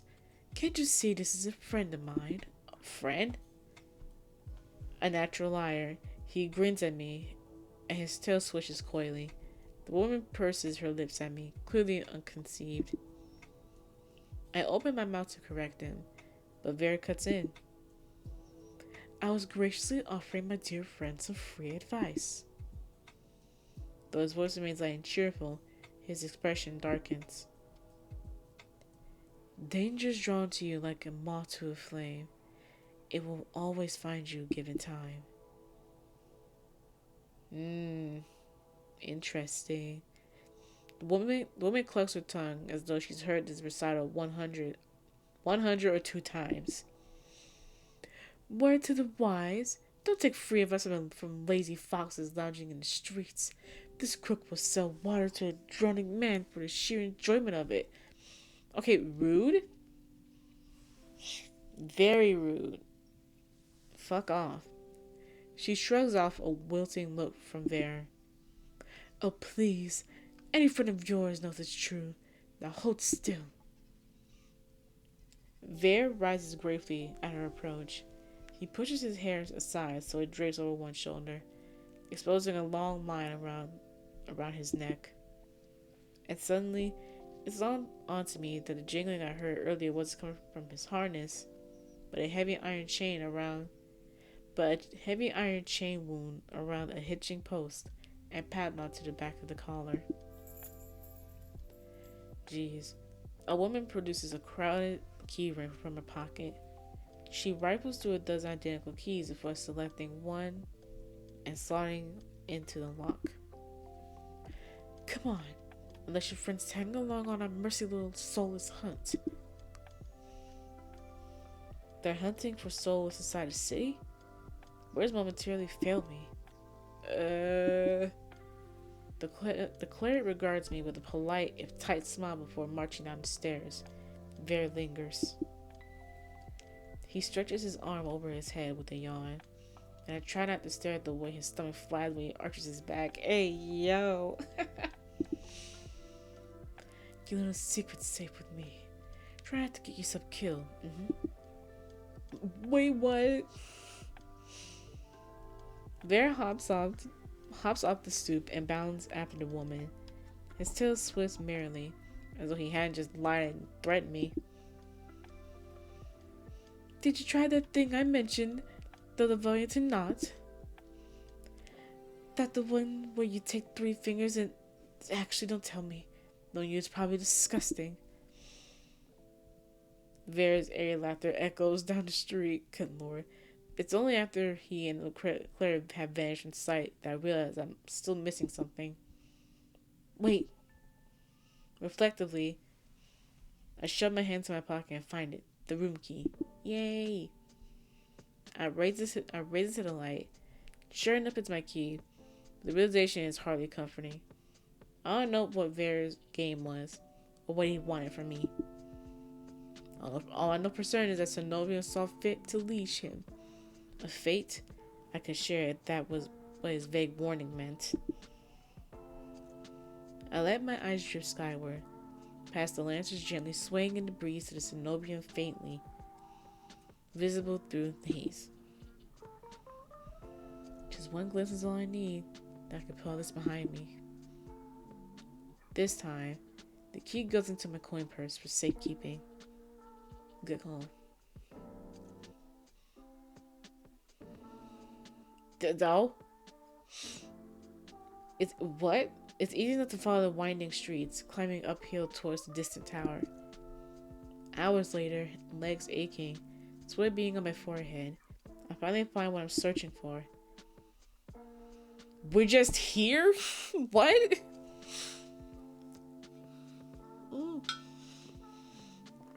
What do you mean we're just here? What? The synovium of the luminous void? We're just here? It stands at the highest point of Erida, surrounded by cold white walls. Well-dressed people stroll down the walkways, ignoring the massive tower in their midst. I'm no one standing before the gates. I crane my neck up onto the top of the synovium. The synovium spire disappears into the clouds overhead. My stomach gives an uneasy lurch. Though far grander than the humble shrine of my youth, the synovium is eerily reminiscent of the gilded birdcage. Knocking seems like a terrible idea, but I don't see any other way of making my presence known.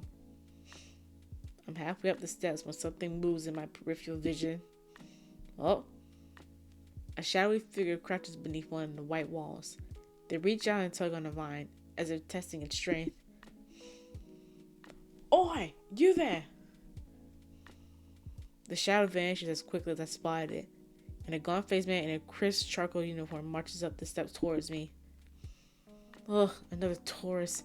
Get out of here once you're done gawking.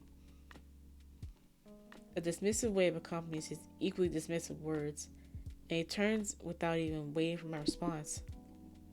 I look back at where I saw the intruder, but there's nothing. Just leaves blowing gently in a cool breeze. I step away from the gates, hopelessness washing over me. Whoa!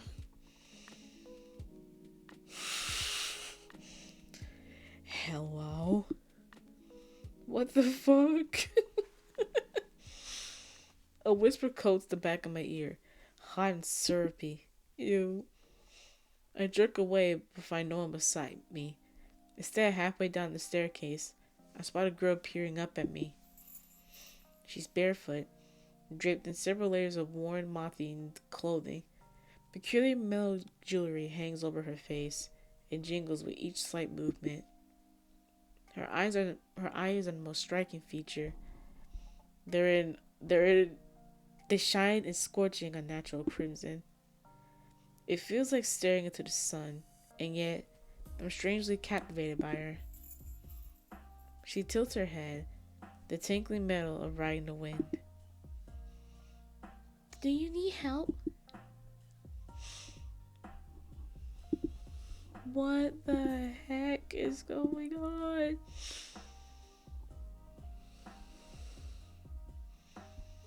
I do? I'm unsure how to respond. The air is charged with mysterious energy, as if each of my words is worth its weight in gold.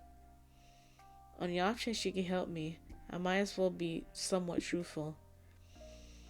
I do, but wanting is another question. The giggle she makes is charming. It makes a charming, fluttering sound. You're honest. I like that. She dips in a polite curtsy. My name is Iris. I was like you once, hopeless and alone. The ones in the tower will help with your pain. I might be able to, though. I try not to dwell on the fact that I'm recognizably desperate. Instead, I focus on her vague offer as I descend the steps. You don't know what I'm looking for. You need what everyone needs in this world. A miracle. Iris turns and my thoughts abruptly scatter. Pitted skin snakes down her shoulders, blooming from a gaping hole in the back of her neck. A shuddering breath escapes me. The fuck? Whatever disease she had consumed her from the inside out. How was she able to move or breathe. It's impossible. She shouldn't be alive. And yet, I only get a glimpse of where she faces me once more, this time looking a bit bashful. I know it's not pretty, but that's not what matters. The sea spring can't cure. Oh gosh, I didn't get a chance to read that. Ugh. Shit. Whoops. Hang on, let me see. The sea spring can cure anything. It can cure you too. Her shining eyes flicked to my bandaged hands, then up again, so quick I nearly miss it. I stand there, wordless. It's a twisted miracle, but a miracle nonetheless. She extends a hand out to me, her delicate fingers outstretched. I can take you there, if you like. You can decide on your own when you need it. Her hand is frail, marked with tiny wounds. It's the epitome of vulnerability, the complete opposite of the Cenobian's mocking, impenetrable gates. And if I say no? It's your choice. The truth is, I don't have much of a choice.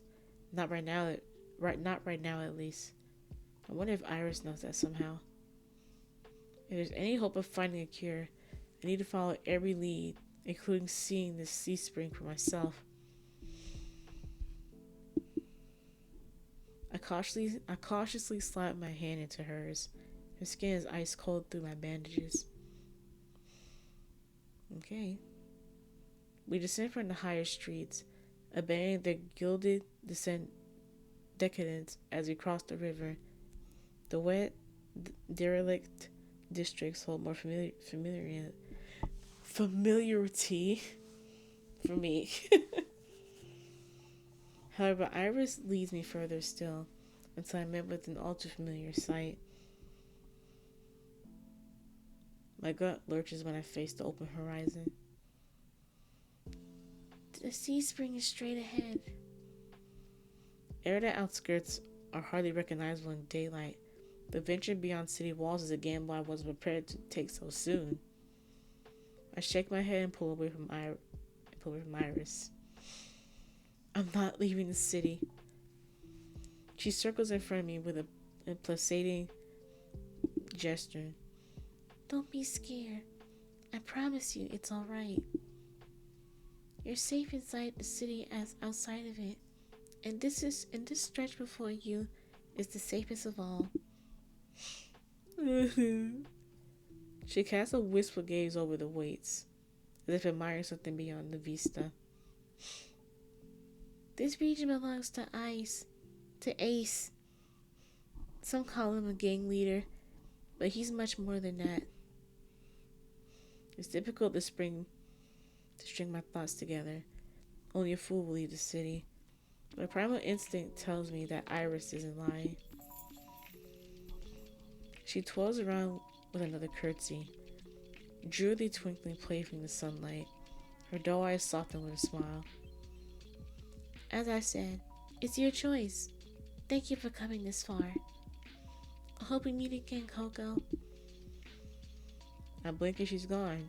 Confusion grips me as I look around, searching for any trace of her. I'm completely alone, with only the vast nothingness of waste for the company. Did I just imagine everything?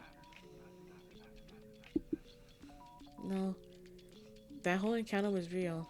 Again, that primal instinct insists on it, just like it insists on Iris' honesty. The sea spring is straight ahead. If it managed to cure Iris, I need to see what it can do for me. I venture forth, nerves and determination whirling together in my chest. My heart pounds with each step as I take from civilization. It doesn't take me long to realize that it's not only the heartbeat I hear, like a flitting gnat in the back of my mind. I'm certain there's another pulse thrumming through the earth underfoot. I felt this presence before when I first set foot in the area. It's like a living dread coursing beneath the city. Only this time, it's drawing me closer. What seems like an eternity, I force each foot forward, one step then another, until realization hits me. I never told Iris my name. Oh my gosh. Whoa. Something pierces the horizon ahead of me. A building nestled into a tall cliffside. It appears so starkly out of place that it might as well be a hallucination. Dripping with exact extravagance and adorned in honeyed mahogany, it's an ornate jewel of architecture. Dark silhouettes skirt on it on both sides. Trees, I think, until I'm close enough to realize that what I mistook for branches were spikes and jutting tendrils. Oh no. Soulless. Several of them watch me in the distance like statues. Flashes of light chase me. The gushes of blood and screams of death. The smell of burning flesh and sour bile. I can't go through that again. I won't. Exploding into a messy sprint, I push my legs as fast as they'll take me towards the decorated building. The next thing I know, I'm dashing up wooden stairs and crashing through towering double doors. Oh? My lungs burn with exertion. I gasp for breath, desperate to be safe. When I orient myself with my surroundings, it's more hellscape than sanctuary. Blood flows around me, overwhelming my vision with a lurid, unholy red. Instinctively, my hand leaps to my mouth, but the brown stench of blood never comes. Instead, a smoky scent hangs in the air, sharp and spice. I swallow thickly, convincing myself that it's not as gruesome as it appears. It has to be Sea Spring, the place that grants miracles. Tall pillars flank me, blanketing written notes. Seating pillows scatter the floor. A rusted kettle sits nearby. Someone must live here, despite how eerily empty it is. What is happening? What is happening?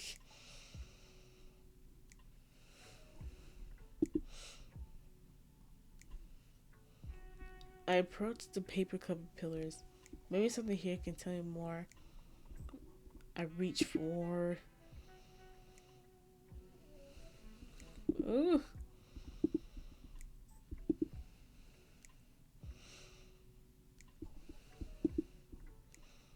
I reach for a note in front of me.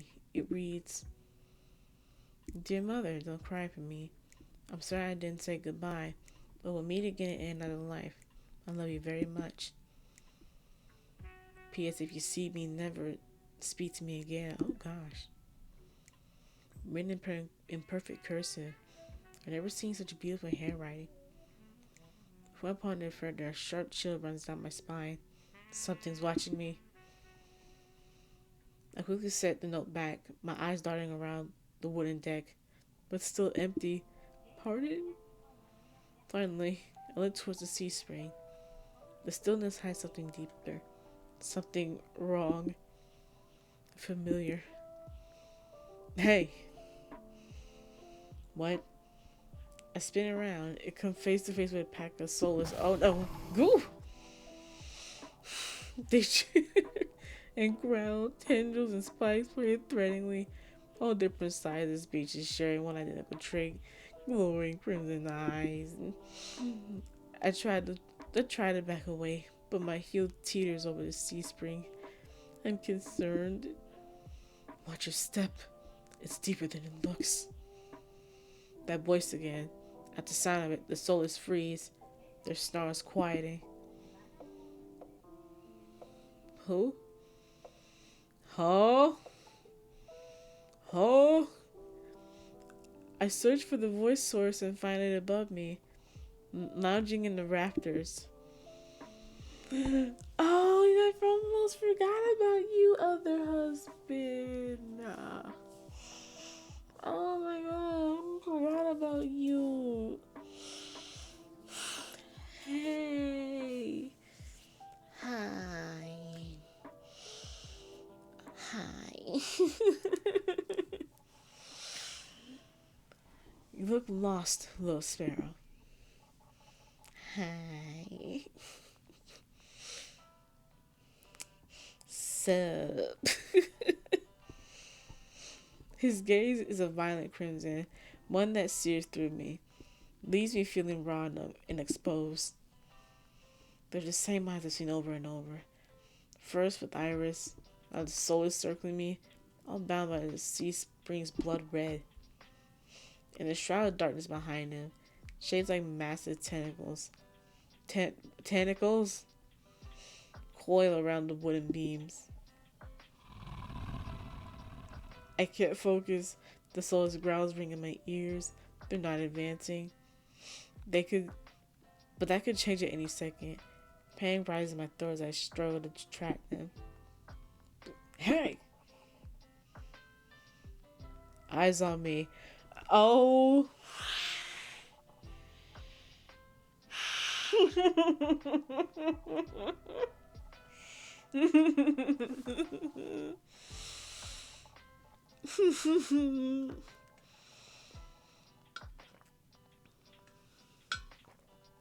Oh my gosh. Okay. Alright. Okay. My stomach rolls as I tear my eyes away from the soulless.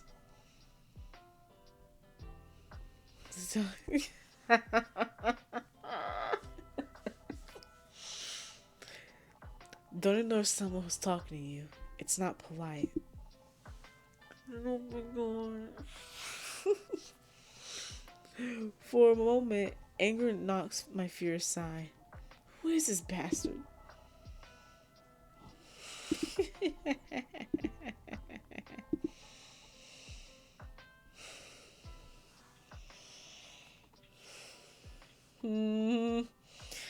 What? Oh, what do I want to choose?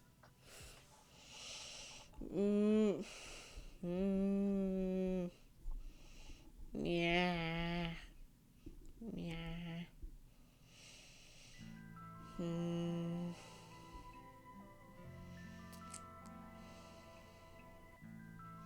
Oh gosh, I genuinely don't know. Oh no.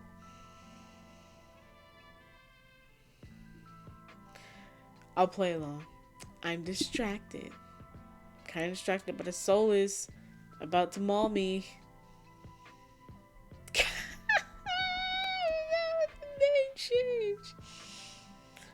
Only on my command. I scan the souls again. They really aren't attacking and are posturing more than anything else. You tamed him? Power of the sea spring.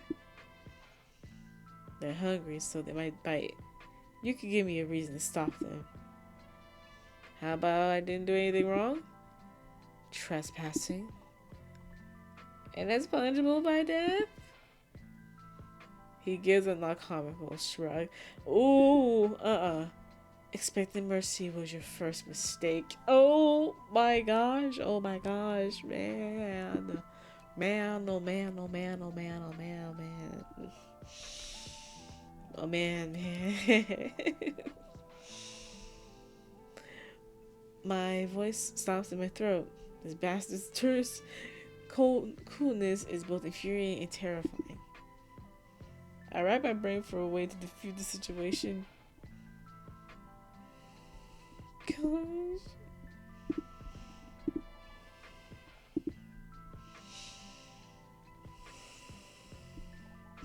I need help. Okay, fine, I need help. I thought the sea spring could cure me somehow. My voice wavers pathetically. Honestly, he's never been my strong suit. He cants his head to the side, appraising me, but doesn't respond. I fidget nervously. I'm telling you, I came here to help. Are you listening? Your hands. Oh. Alarm jolts through me. I hide my hands under my cloak. Oh shit. Show me. Oh no. Why? Bone ass twice. With a sharp exhale, I reluctantly hold out my bandaged hands. Are you getting off on this? Unwrap them. God. He rushes my face and fire to my tongue. I should give him peace of my mind, but not when his soul is one command away from ripping me to shreds. You know, no matter how much I will myself to move, my body stays frozen in place. I stand there for a long, agonizing minute. My hands are trembling when I finally raise them. I know the skin beneath the wrappings all too well. The hideous, unnatural flesh I've grown to despise. I grip the edge of the bandages. Stop. Oh. With a weary sigh, the man slides off the beam and lands with a thud that shakes the panels underfoot.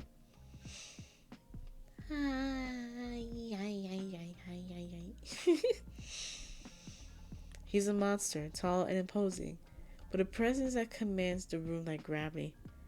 Lantern light sculpts his face in sharp, unforgiving lines. Subtle clinks of metal accompany each of his footsteps.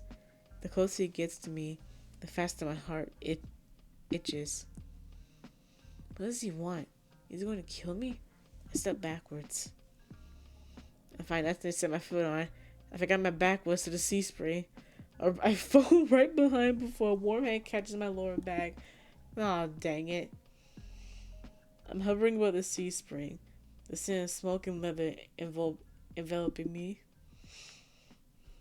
So close, oh my gosh.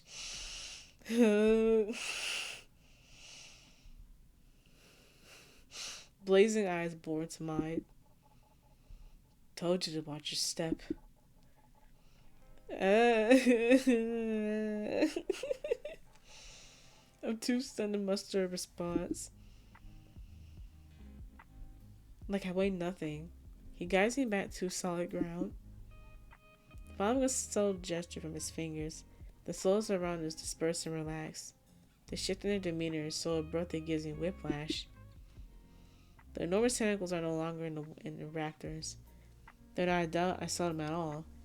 Either way, I let out a breath of relief. Thanks. As focused on me as he was before, the monster pays no attention to me now. He kicks some seating pillows out of the walkways, checks the contents of the kettle with a scowl. The sudden disregard is almost insulting. So that's it? I'm not out there anymore? Never were one. Well then why did you do the things that you did? Why? People get honest when they're afraid.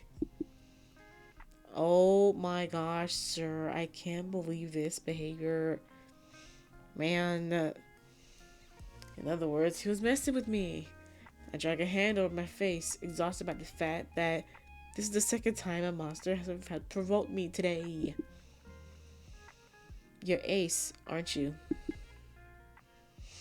Depends who's asking.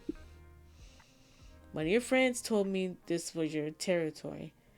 She also said you were a gang leader. But there's no one else here. I thought there'd be more people. Ace picks up the kettle, walks to the edge of the sea spring, and dumps the contents into the endless red. They took a walk. His pleasant smile stretches ear to ear. In an instant, I get the sense that I shouldn't ask about that again. You say you came here for help. Depends. Can the sea spring cure a curse? Probably. You mean you don't know? Nope. Oh my gosh. He shakes out the empty kettle and starts collecting stray cups, tidying up. My frustration builds. I narrow my eyes at him in questioning glare. But he notices he returns it with an amused smirk. Don't give me that look, you. Oh, you being irritating on purpose? Listen, Spara. The sea spring can cure anything. Nothing's stopping you from trying it yourself. What do I have to do? Drink. I have to drink from the sea spring? My eyes glide to the bloodlight pool beside us. The idea of ingesting the liquor makes my guts churn. Is there a prize? Always. Ace taps his temple with a finger. You lose it a little bit. That's it? Might already beat it to the punch. My humor earns me amused. Faint grin. Aw, he's cute. This is a little different. When you drink from the sea spring, you forget who you are. Your mind combines with everyone who ever drank before. Humans, monsters, soulless, one big happy family in your head. Oh gosh. My blood runs cold.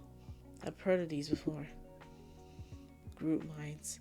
My attendants used to tell me that my power granted people access to a higher plane of understanding. A group mind of my own making. All lies. But something tells me this is real. If one thing doesn't add up, your eyes are red too, but you obviously haven't forgotten who you are. Before I can finish my sentence, Ace strides past me towards the entrance. Time's up. Let's finish this later. Wait, already? You barely told me anything. Came on a bad day. I've got somewhere to be. There are still so many questions burning on the tip of my tongue, but my frustration spills out before I can ask any of them. I was told to come here for help, but instead I get threatened and kicked out. You're joking, right? Watch your tone. I'm nice, but I don't want you. But you don't want to ruin the whole mood. My skin prickles. The feeling of being watched washes over me again. My eyes start back over to the sea spring. A lone ripple dances in the quiet surface. I take Ace's advice and clamp my mouth shut. Ace approaches a nearby soulless, a lanky dog-like one with 6 legs and a crown of tendrils. Several sets of red eyes adorn its sides. Its forked tail wags rapidly when Ace quiet squats beside it. He runs his fingers through the tendrils, scratching his chin and pats its head. Aww, cute. Water break.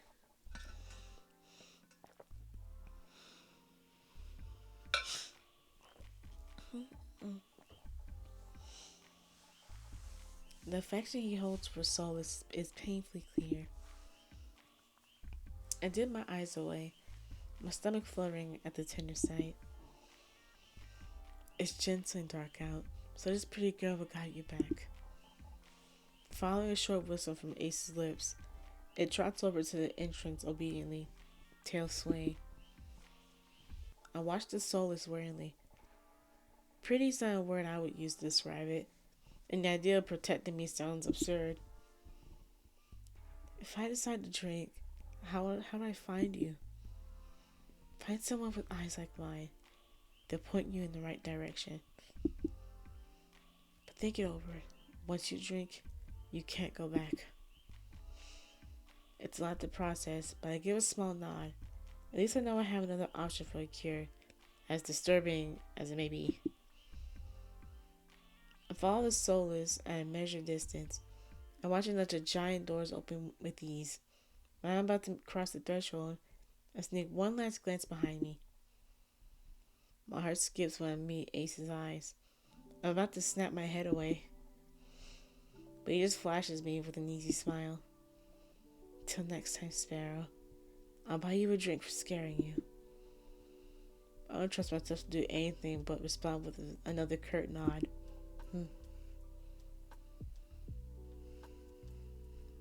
Outside, more crimson-eyed soulless scuttle about. It's hard to believe it's the same threatening pack from before. They chase each other in circles, roll around in the bog's mud. They pay no attention to me as the dog-like one escorts me away. It's an uneventful trip. Sometimes the soloist looks over its shoulder at me to make sure I'm still following.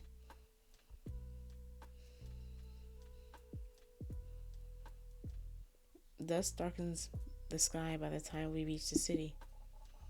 I can't sense the massive heartbeat anymore. Maybe it's all in my head. The soloist sits, canting its head at me with familiar crimson eyes.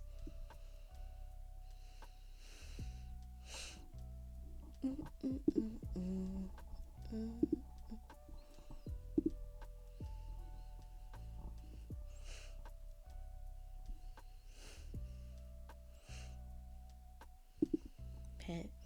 As nervous as I am, I carefully glide my fingers through the soulless tendrils and scratch me the chin just like Ace said. Just like Ace had. It pushes in upon in response, but then rebelling with the sound akin to a purr. The vibrations are soothing, almost therapeutic. When satisfied, the soulless spins around, scampers back in the direction we came, vanishing into the darkness. I've just arrived in Arida. I've already encountered so many things I thought were impossible. Tamed souls being one of them. My head spins. Maybe I should call it a day.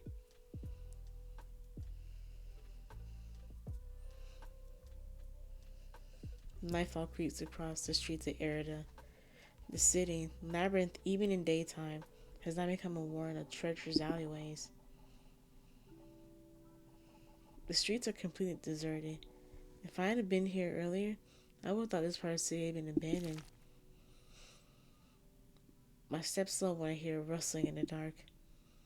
I strain my ears, but everything is still. Is the silence playing tricks on me?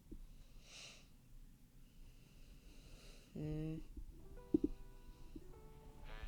just calling to say, you know, that I miss you.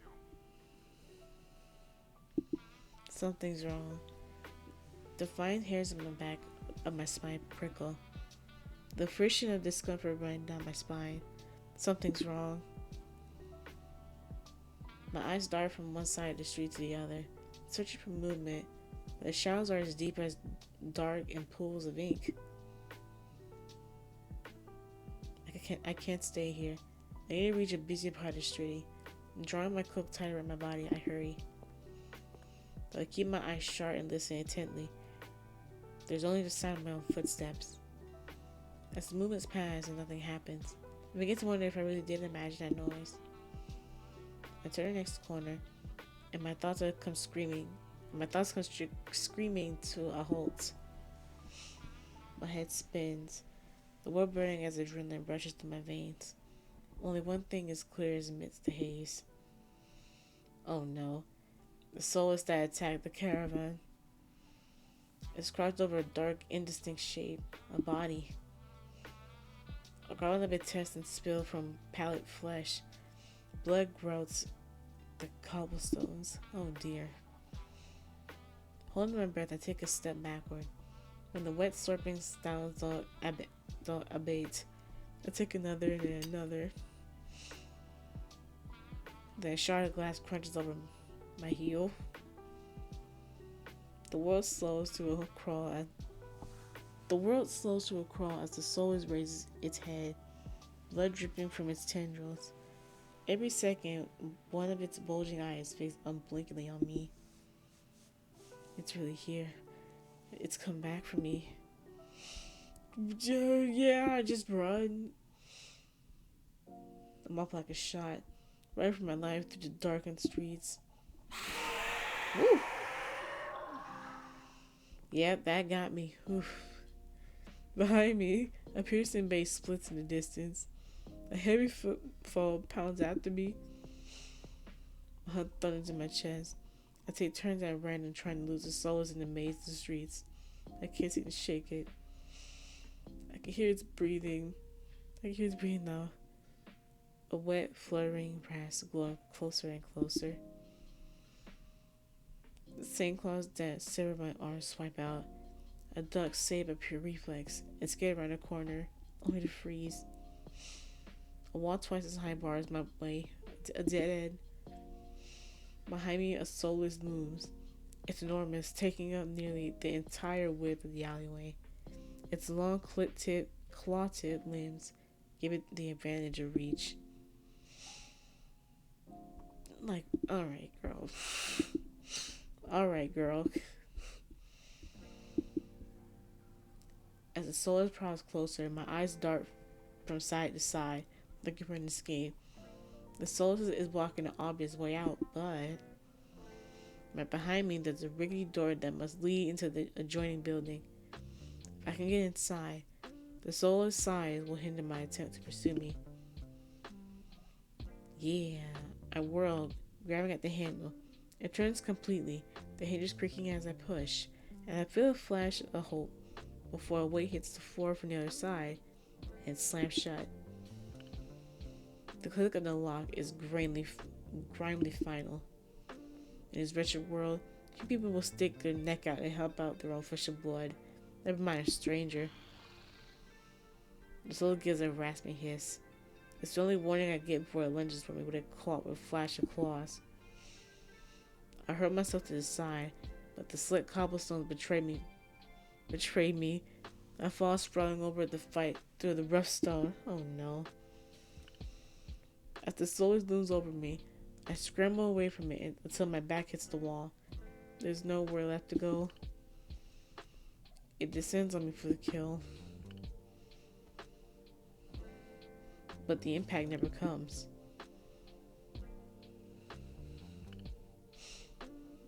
Huh? I warily crack one eye open, then the other. Not sure whether I should believe what I'm seeing. A hooded figure crouches in front of me, one bloodstained hand outstretched.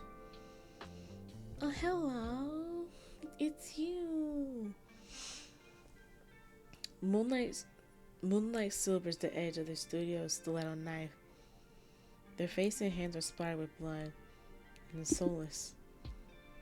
My eyes dart past my unexpected rescuer to the misshapen form behind them. The soulless main eyes, once restless and vibrant, now look dull and waxy. A red pool spreads slowly from under its body. Numb with shock, I can't help but stare. After all of the people it's killed, after nearly killing me twice, I can hardly believe it's dead. Well, I gingerly acetate the offered hand. The hunter's gaze dips to my bandages. Pale lips part, on the brink of a question, then close again. With strength belying their slight frame, they pull me upright. Something about him is strange. Unlike any human or monster I've ever met, I can't quite place my finger on why. And that's a first. Oh my. I can feel the tension in their grip. Their fingers tremble like they want it to pull away. It's a sensation I'm all too familiar with myself. Despite that obvious discomfort, they pause for a moment, pale eyes sweeping over me. Not going to fall? When I shake my head, they hastily let go and back off, wiping the blood from their face and hands. The hunter turns away from me, the heel of their boot hitting the soulless, gangly body. Oh, I froze. Oh no.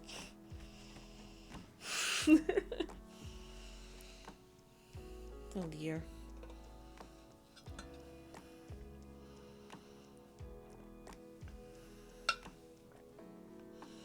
Okay, I'm back.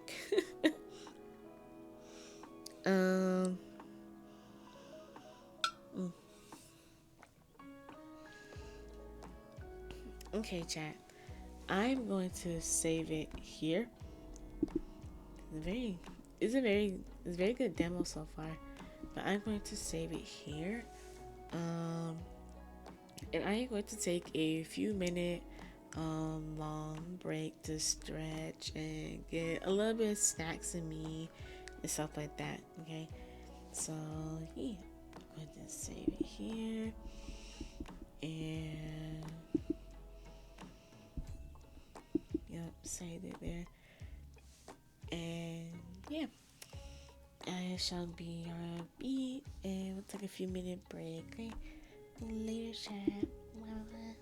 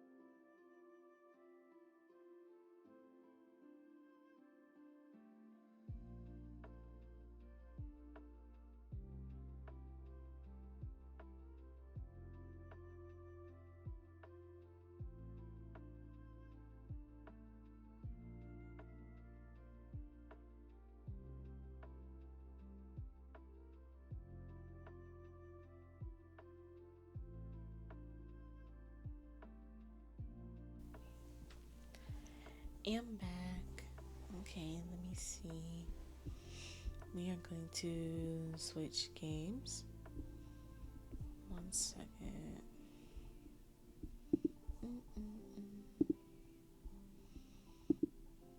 And that adjust.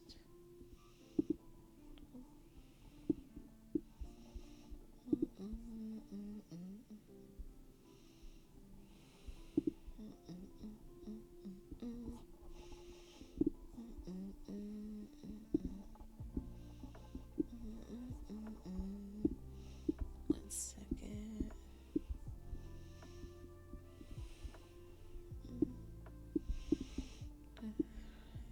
Okay, it'll be a little bit weird. And have it. Yeah, have it like this.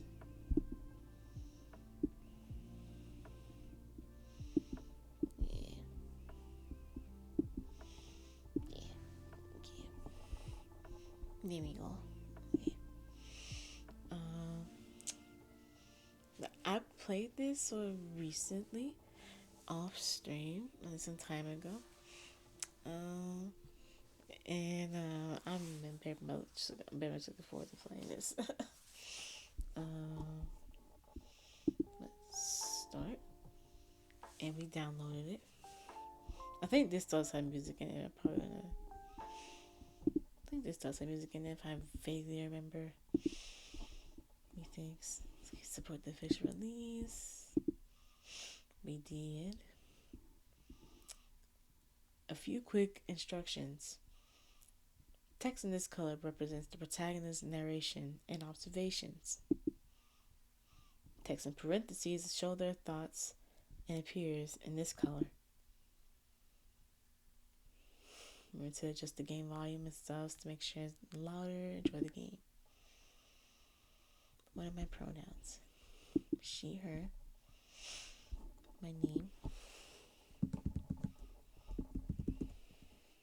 Yeah. Another chilly day to head to work. The word has been so all over the place lately. Ugh, this again. They were talking for a while about some traveling circus coming to town. They've been around for 3 days, spamming the town with flyers and random stunts. Their style's pretty eccentric, but honestly way better than those typical clowns in their colorful outfits. Those ones give me the creeps with their red noses and tacky rainbow wigs. The Freak Circus of Horrors. Hey, get out of here, weirdo! Rude much? Damn. Ever since you guys showed up, people have been disappearing. Go back to whatever hellhole you crawl out of. Okay, rude? Rude much? People have been treating them harshly. But just because someone ran off when a lover doesn't mean it's the circus' fault, right? I mean, I didn't really pay much attention to the news to get the full story anyway. Oh boy. But apparently on their first day here, someone went missing. Although there are rumors that they ran off with a lover.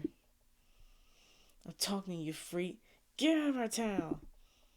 Okay, this guy's really crossing the line now. Bro, okay. I'm gonna intervene. You put yourself in front of the man.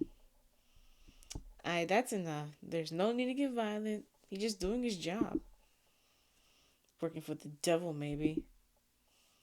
I'm calling the police if you keep this up. Screw that. Open your eyes. I hope they take you too. Jesus. The man walks away. Are you okay? Here, I'll help you get up. Damn, he's really tall. Some people are kind of hot-headed. Better not get too close, you know? He nods.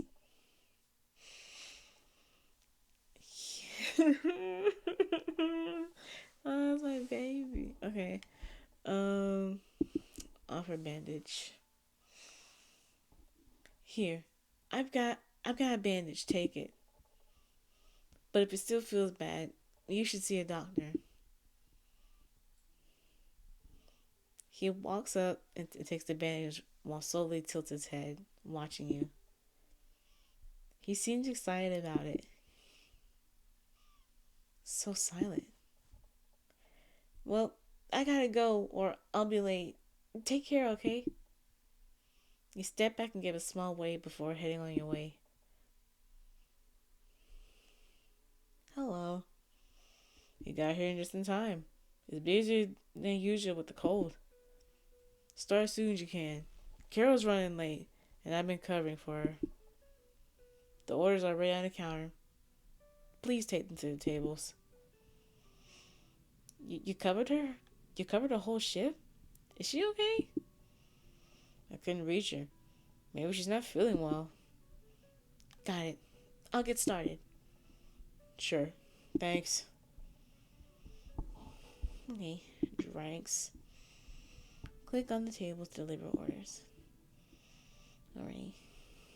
Table here. Good afternoon. Here's your espresso and macchiato. Can I get you anything else? Thanks, I was dying for some coffee. Did you see all the flyers for the circus? Yeah, weird, right? It's been ages since the traveling circus came to town. And the clowns are so creepy. Probably good with their marketing, though. Oh, sorry. Yeah, we're all set. We don't need anything else right now. No problem. Just call me if you need anything. You arrange the trays neatly before making your way to the next table. Why so? I saw that the last second. Oh my god.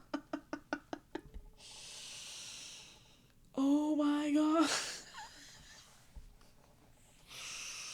Yo. Alright, next table. Oh my god. Christ. Here you go. Your hot chocolate. Thanks, I've been really craving something warm with this chilly weather. It got all cold all of a sudden, didn't it? Yeah, the weather's all over the place. You leave the house with a jacket and an umbrella, and you still end up sweating by the end of the day. For real. If you need anything else, just let me know, okay? Perfect.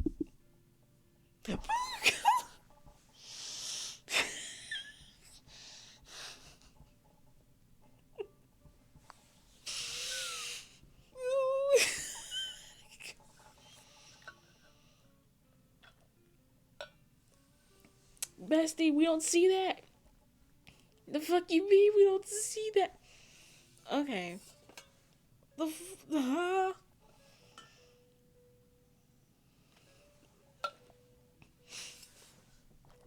mm. Oh yeah, I totally don't see that. Ouch! This coffee's hot. Better get some quick. Head ass. A coffee with cheese bread and a cappuccino with a brownie, right? Right, that's right. Thanks. Hey barista, did you see the news? Not yet today. Did something happen? They're still talking about the one who disappeared. Oh, wasn't that the one who ran off with a lover or something? No one really knows for sure. I just wanted to say, be careful if you're leaving late, okay? Yeah, this place closes quite late, so stay alert, alright? Will do. Thanks for the heads up. And enjoy your coffee. Oh my god!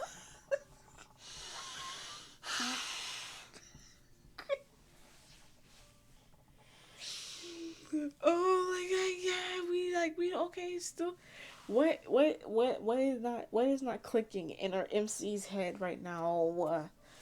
Oh gosh, okay.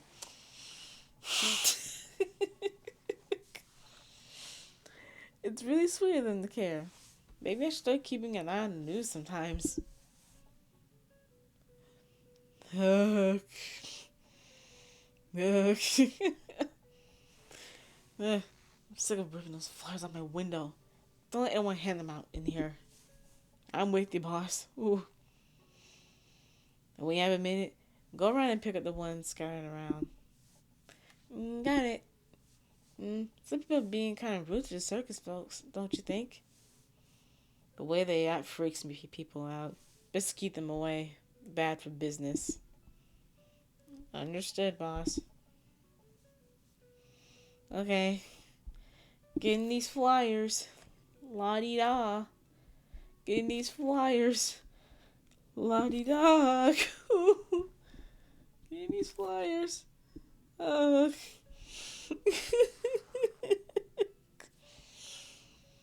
customers just keep leaving these on the tables. Welcome. Thanks. I'd like a strong hot coffee. I'll bring it right away.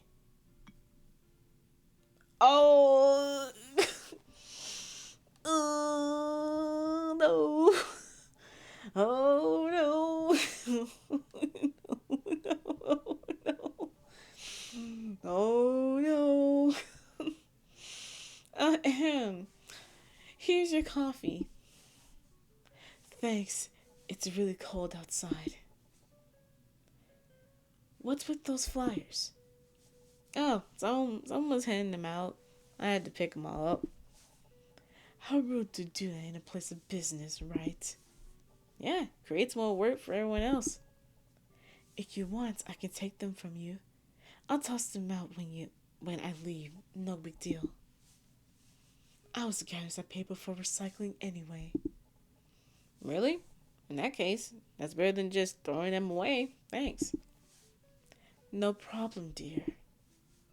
Do you like the circus? What? I think I might be a little too old to answer that for now. Nonsense. The circus, this circus isn't for kids. They've got some pretty creepy stuff in there. So you've been to the circus? Even though I don't really like chatting with people, it's part of my job to be polite. Still, it's always a little uncomfortable when customers try to keep me talking. Are you even listening? Sorry? Thought so. Anyway, here, take this.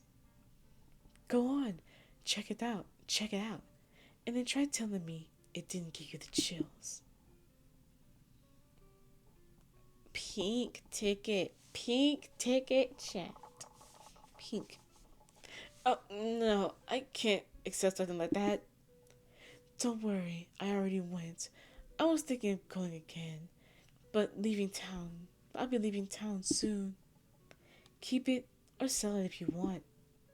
Well, take it. Thank you. I might try to go one day. I'll be glad to know someone used my ticket. Thanks for your time. I'll let you get back to work. Let me know if you need anything else. Let me see something.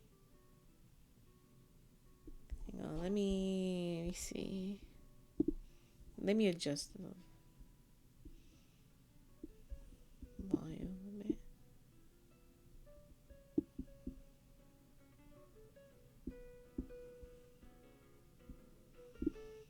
Yeah, you should be hearing a little bit.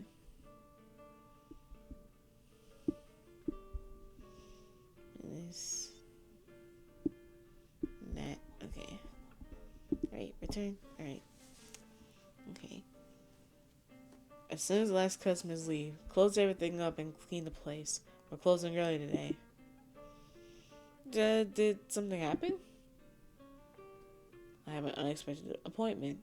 And since you're working alone today, I'd rather you didn't leave too late. I've got to go now. Can you take care of everything? Yeah, no problem. Leave it to me. Call me if anything comes up. Will do. See ya. Nice shorter work hours. But I hope Carol's okay. Okay, there. Here's the payment. I'm headed out. Have a good night. Good night, sir. Perfect. Now I just need to clean the tables and I'm out of here. Sorry, we're closed. Huh. I heard the bell. Hello? Oh, shit. I'm not imagining things. Someone could be in here and they turned off all the lights, but I can see the switches from here. Boss? Is that you?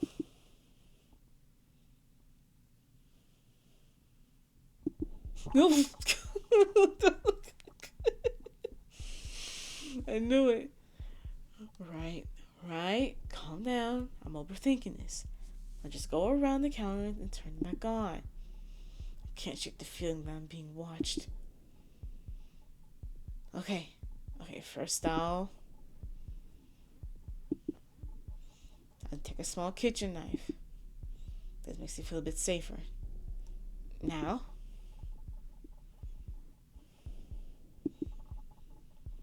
you run to the counter and try turning the lights back on. Damn, it's a breaker. Okay, stay calm. This is normal. It's happened before.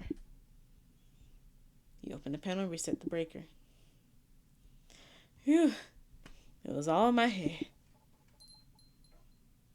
Damn it, I should have locked the door. On high alert, you swiftly turn around as you speak once again. Sorry, we're closed. Oh, you're the guy from earlier. Oh my, you're bleeding. Are you okay? Should I be worried about this guy? He kind of seems harmless. Maybe because he's always hurt. He stares, curious, at the small knife in your hands. Oh, this. It's none. It's none, sir.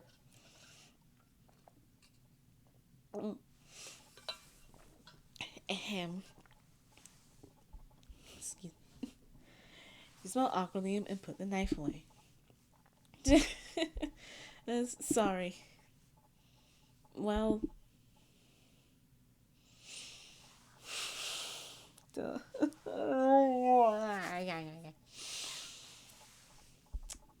Here, let me help. Hope I don't regret this. Sit at the counter. I'll help you with that.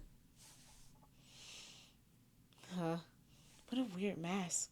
Actually, I'm not sure if it's a mask or just a ton of makeup. You grab a paper thin napkin from the counter and gently wipe his face. Aww. Aww. You don't talk. Or is that part of the act? He seems to glance around before stepping a little closer. I can't be seen talking. So it's part of the act. Yes, my lady. I sincerely appreciate all your help. I'm the Pierrot. Nice to meet you. Nice to meet you. I'm Coco. But, a Pierrot? You don't really look like one. But what? Indeed, you're right, my lady. We were required to modernize my attire, but my role remains unchanged. People have been pretty rough with you guys. I suppose it may appear a touch uncanny that tends to unsettle people. Do the Perot out on the street with the flyers perform too?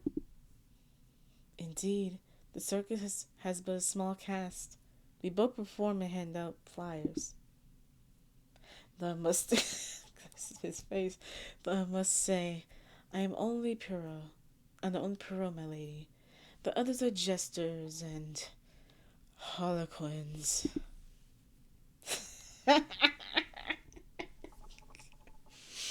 Lamau. He pauses at the last part, rolling his eyes slightly. Looks like he doesn't get along with everyone. That's actually kind of cool. So, are the others quiet like you too? I'm the only one who remains silent. Though I do make a section when it's just the two of us. Got it. Your secret's safe with me. Hey, your bandage is coming off. Let me take it off for you. There we go. Thank you, my lady. And I brought you another small token of appreciation. Oh, a ticket. Don't worry, I just got one. You obtained a ticket. May I see it, my lady? Sure. Here you go. Uh, he takes the ticket from your hand and holds it up in front of you. Oh, whoa. Whoa. Cool trick, but why? He places the ticket into your hands. This ticket is incorrect. You wouldn't be allowed in with it. Please, take mine instead. Incorrect? You mean it was fake? Indeed, counterfeit. Do not accept tickets from strangers, my lady. I would not want you to encounter trouble at the entrance. Right. Thanks. Why would that guy give me a fake one? I assure you I'll make you smile during my performance. Can't wait to see it. And sorry to say this, but my boss told me to close up. We can't stay too long here. I completely understand. I hope to arrive earlier, but I do not wish to cause you any distress, my lady. Ah, yeah, yeah. Oh, yeah. Honestly, I can see why some folks would feel uneasy. It's alright. This this way we gotta talk a bit. Now I know why you wouldn't have been able to answer me in public. That's true. Have a good night, my lady. Night. Well, time to go home. Not home. I got back earlier, but I still feel just as tired as on a normal day. At least my shift starts later tomorrow. Well, I'll take a quick shower and crash in bed. Honk, shoo, me. I was unsure about the circus, but it might be fun. That is kind of gothic and eccentric style, and the ticket was pretty expensive. I hope it's okay that I agreed to go. What a cult that. Jarvis enhanced. That wasn't open before.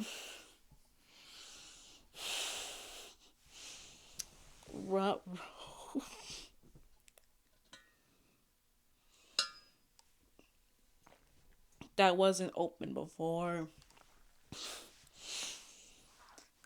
Oh gosh, RMC, please. What a cold wind.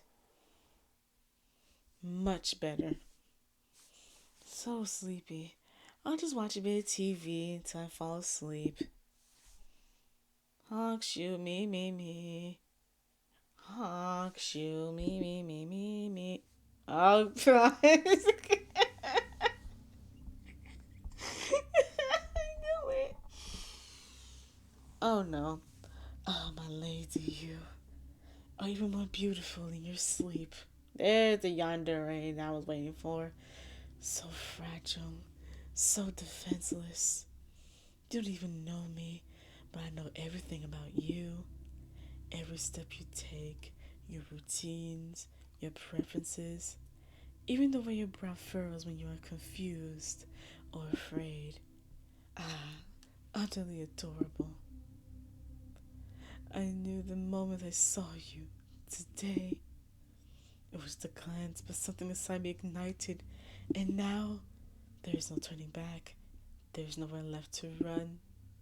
I need to see you with my own eyes, to be certain that you are real. And you are.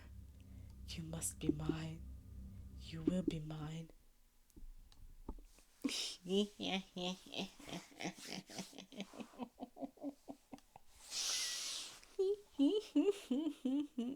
Enjoy.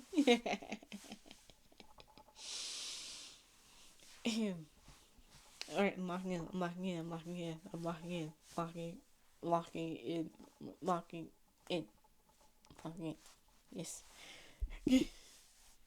Nightmare? Oh, what a scare. I guess I was overthinking things yesterday. Weird. I don't remember turning the TV off last night. Was I that tired? No, I definitely didn't turn it off. And I have a strange taste in my mouth. Damn, I overslept. I just leave something on the TV while I have my breakfast and get ready for work. The circus popularity has been rising. It's become the main event of the season. Have you seen the show, William? Absolutely, but it's really not for the whole family. It's the gayest thing I've ever seen. People are weirded out by the clown's design, but they're incredibly talented. I actually find them quite adorable. It's worth watching the performance. But be careful with the food at the stalls. Some have been shut down. Apparently, a few people were selling food illegally near the circus. Oh, that always ends up happening. Time to go. I just need to find my bag. Now for the not so warm piece of news. Another girl went missing yesterday morning. She had family issues and never returned home. The family suspects she may have run away after an argument. MC, seriously, come on, man. Where is it? Where is it? Cause I swore I tossed my bag around here. However, a bag with her belongings was found near the city bus station. Police are investigating the area. Found it. Time to go. Girl. Alright. Flyers everywhere again. Are they polluting the whole city with these things?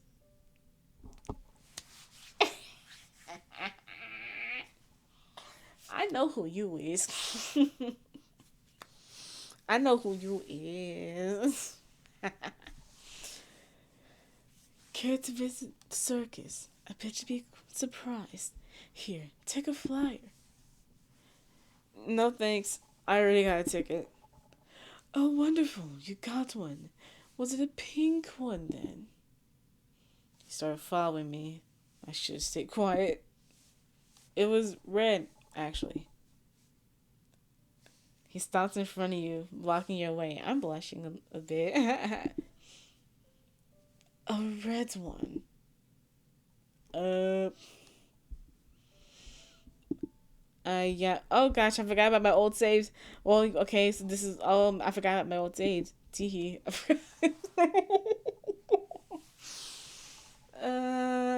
Shoot.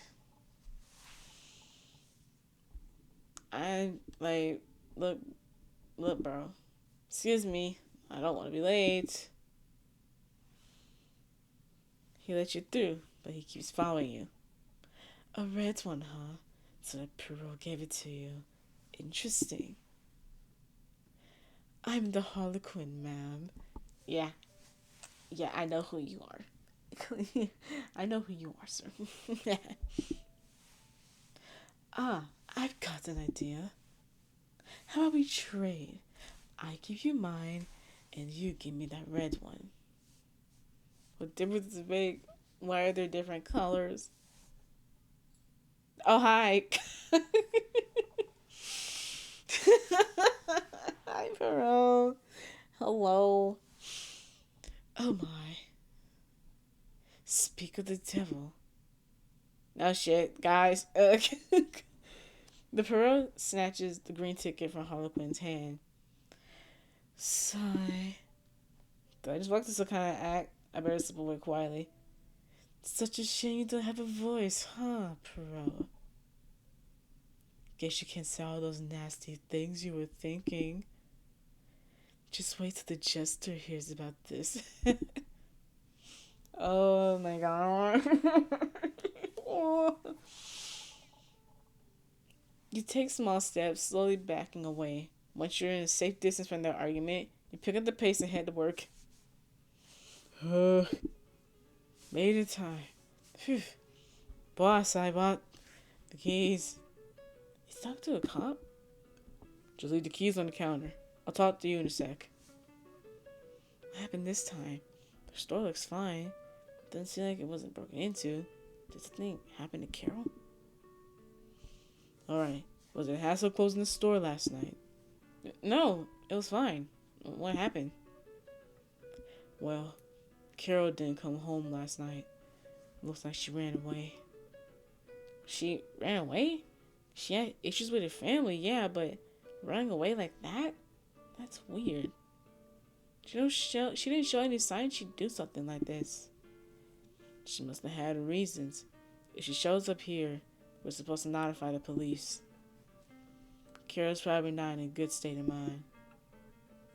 I'm going to start looking for a new employee, so I'll be in the back doing interviews. Once your shift's over, you can head home. I've got the store covered. Oh, sure. I never thought she'd do something like that. Then again, I guess we were just co-workers. She never told me anything, but she was always so responsible, and said she really needed this job. Maybe she was under a lot of stress at home.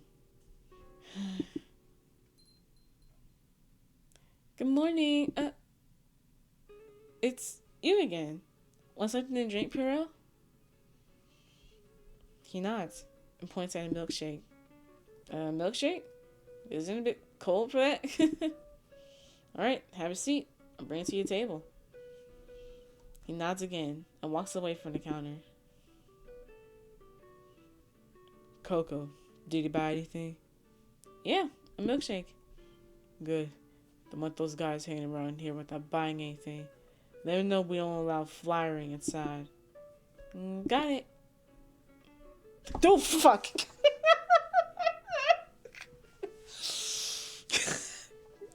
Christ. Damn it, this again? Whoa, you scared me. I thought you sounded a table or something. He's really close. He grabs your arm firmly, locking eyes with you, and then makes a gesture, calling you closer. What is it? He whispers. Is he being mean to you, my lady? Oh my god. My boss? Nah. He'll just give me reminders. He's actually pretty nice. I forgot he can't speak in front of others, but it's still really weird, especially with him crouching down and whispering like this. Will you come tonight? To the circus? Sure, I'll be there to watch. That makes me happy, Coco. Will you promise to use my ticket tonight, my lady? I promise. Sure, I promise. He's still holding my arm. Why are his claws and the glove so sharp? He knows she's staring at the claws on his glove. He lets go of your arm and made a silly face. What's with the tickets, anyway? Mommy, look! A clown! Lucky you, huh? It's true, darling. He's quite big, isn't he? But this circus isn't for children. It'll give you nightmares. No. Excuse me, I don't have all day. Could you see me standing at the counter? Bring my coffee. No sugar, lazy one. Well, I need to get back to work. In just a second, ma'am. Looks like it's gonna be a long day. Yeah, here you go, sir. Here's your milkshake. Weird combo. Strawberry, chocolate, and coffee. The patient woman next to you sighs loudly and loudly checks her watch.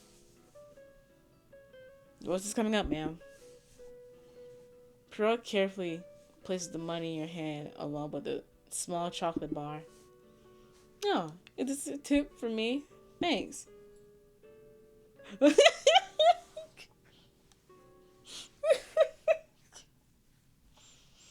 He's getting ready to squirt up on this woman. I don't blame you.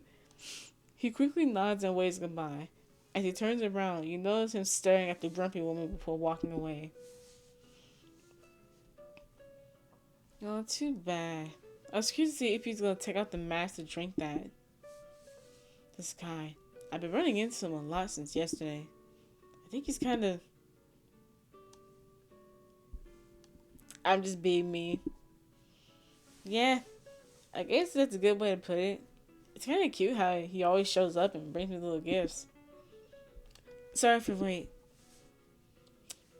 Ugh. This copy is awful as a service. I'm never coming back to this dump. Is that a promise? I'm so sorry. Sometimes rude customers just show up. What can you do? This guy chocolate bar cheer me up. Oh, so this is where you work, ma'am.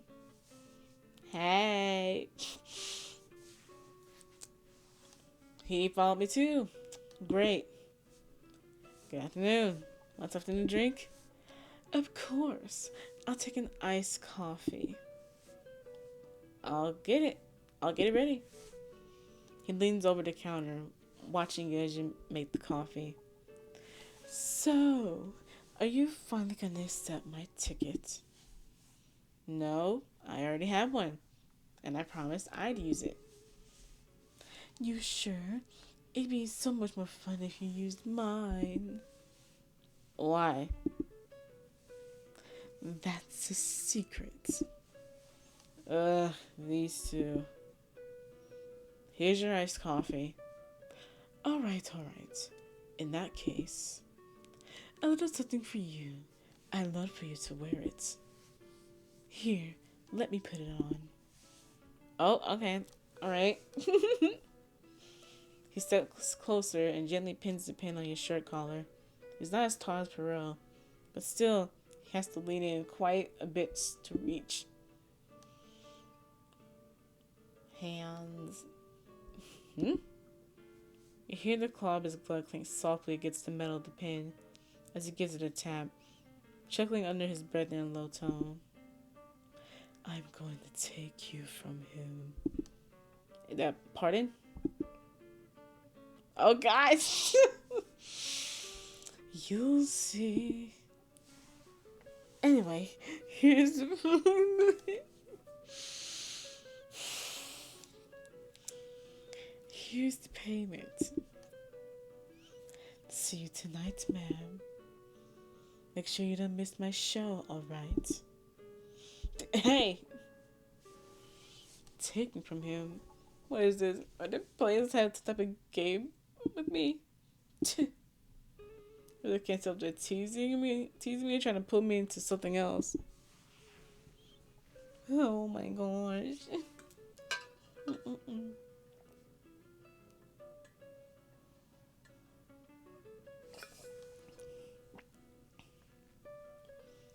Your shift's just about over. I'll keep the shop open for another hour. Until we hire someone new, I'll have to cut back the hours a bit. Got it. Jeez, what happened to your arm? This? Oh, something scratched me out back. Pretty sure it was a huge cat or something. Be careful.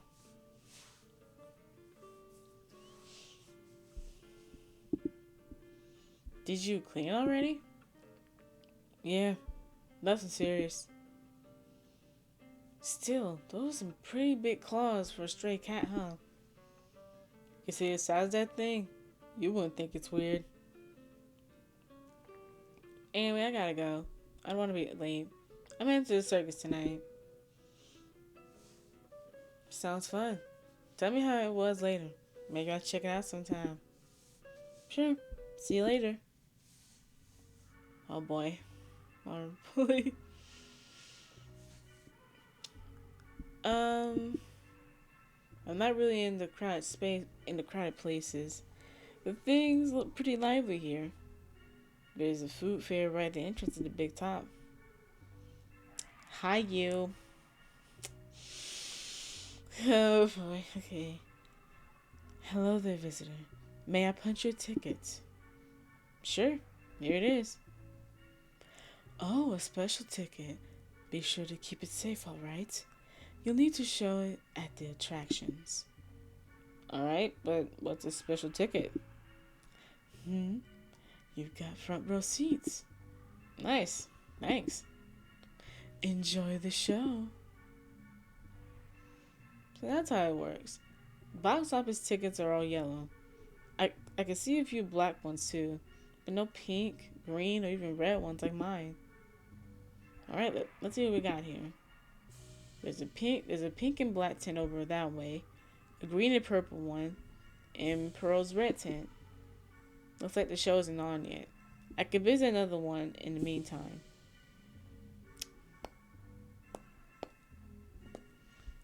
Um, I'm just gonna go in order. Pink. Oh shit. Sorry, sir. Oh, so sorry. You don't have access to this area, my dear. Okay, sorry.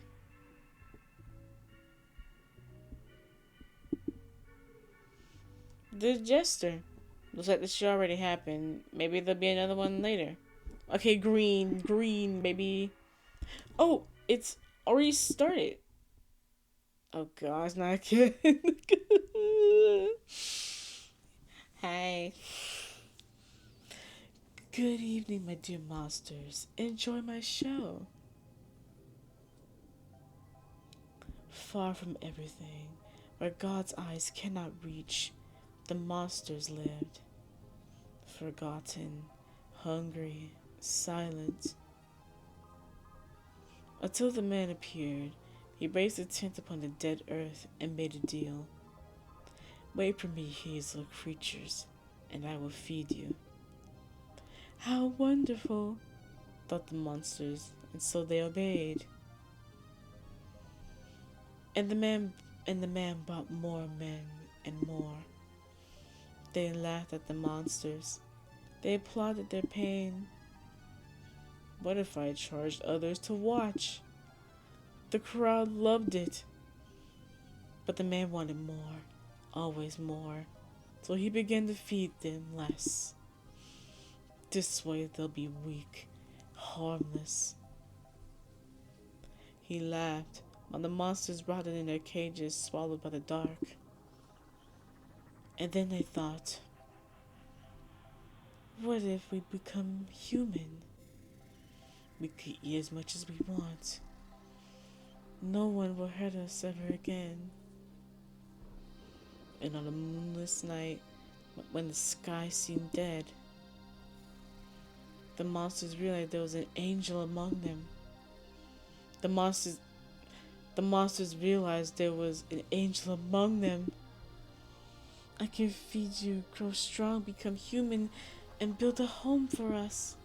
Please, no. We have no choice. She is the weakest of us. You must go on, the angel said. And then, as if she never existed, she vanished with the wind. Our little miracle, our little sacrifice. The next morning, the man returned to laugh. But the monster's eyes had changed. They were free. They were hungry. And that's how the monsters became human. Oh, and what happens next, you ask? After that, the new humans took their home and began to travel together, searching for a place to build it again and live happily, just as the angel wished. Thank you, you little monsters. Girl, people actually seem to really enjoy that. Girl, be so serious. That story felt pretty macabre, though. Girl, are we dead ass? Are we dead ass? Are we okay? All right. I'm glad you came to see my show. I was hoping you'd be watching. Hello. Your story was peculiar. Yeah, it's a pretty old story from the circus. It's a tradition to tell it on certain nights. Oh, I see you wearing my gift. That makes me so excited. Oh, right. I forgot about that. What? It looks good on you. Almost too intimate. Did you like it? Or are you trying to tease me? Oh no. You frown in protest, but his words caught you off guard. You don't even know how to respond. He smiles, clearly amused by your confusion. Oh gosh. Oh no. I love seeing my green marks so close to your skin. Oh boy. Like a quiet, forbidden kiss. You promise? He's way too close. I should take a step back, bumping into the circus tent cold wall. What is wrong with this guy? Oh god. He leads in, bracing his arms around you. Running away? Scared or secretly enjoying it? Enjoying it? No wait. Do I? Girl, I'm be real with you, yeah. He smiles wider at your hesitation. There was no hesitation. No need to say a word. I can read you. Your silence screams. Red doesn't suit you, darling. That intoxicating green fits better. His scent, it's good. Voice, it's too intense. Ah. He smiles again, like he knows poison's words have burrowed into your mind, and slowly steps back. I want to give you another gift. Oh hell no. Crazy.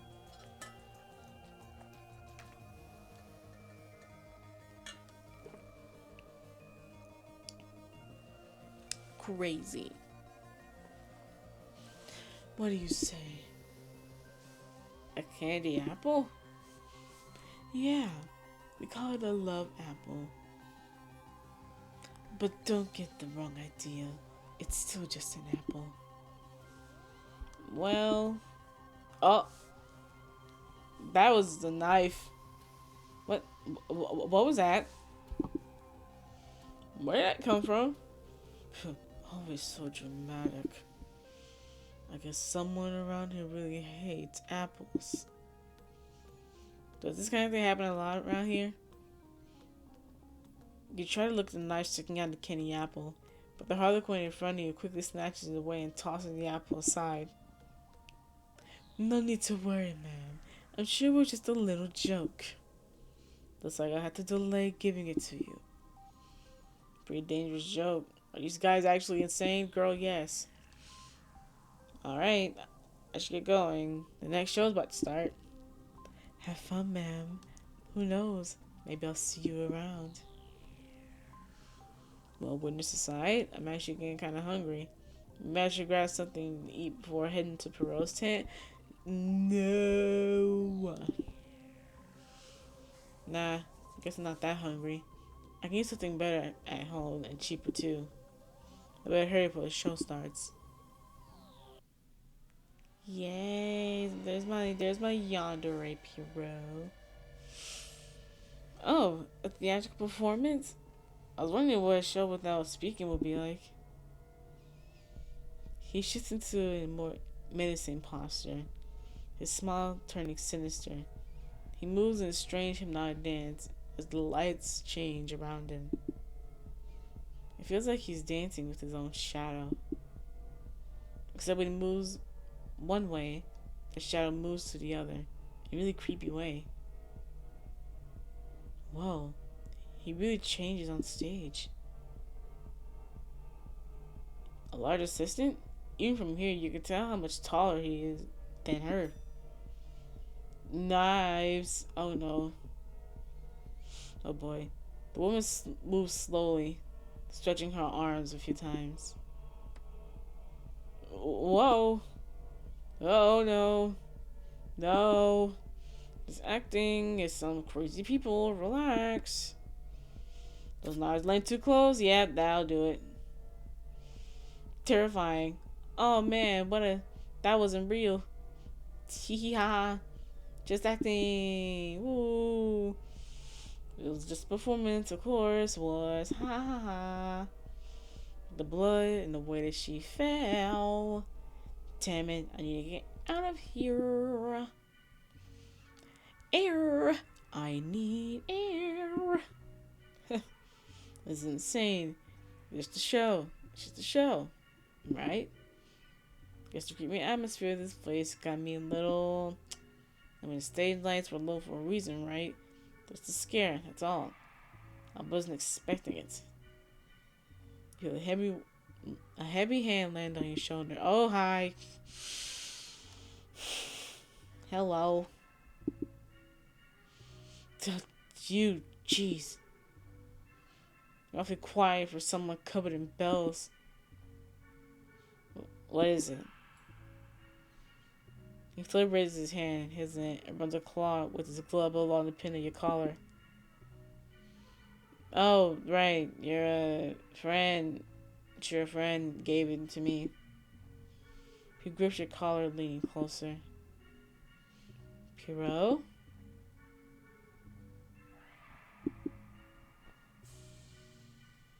Hmm? Oh, star.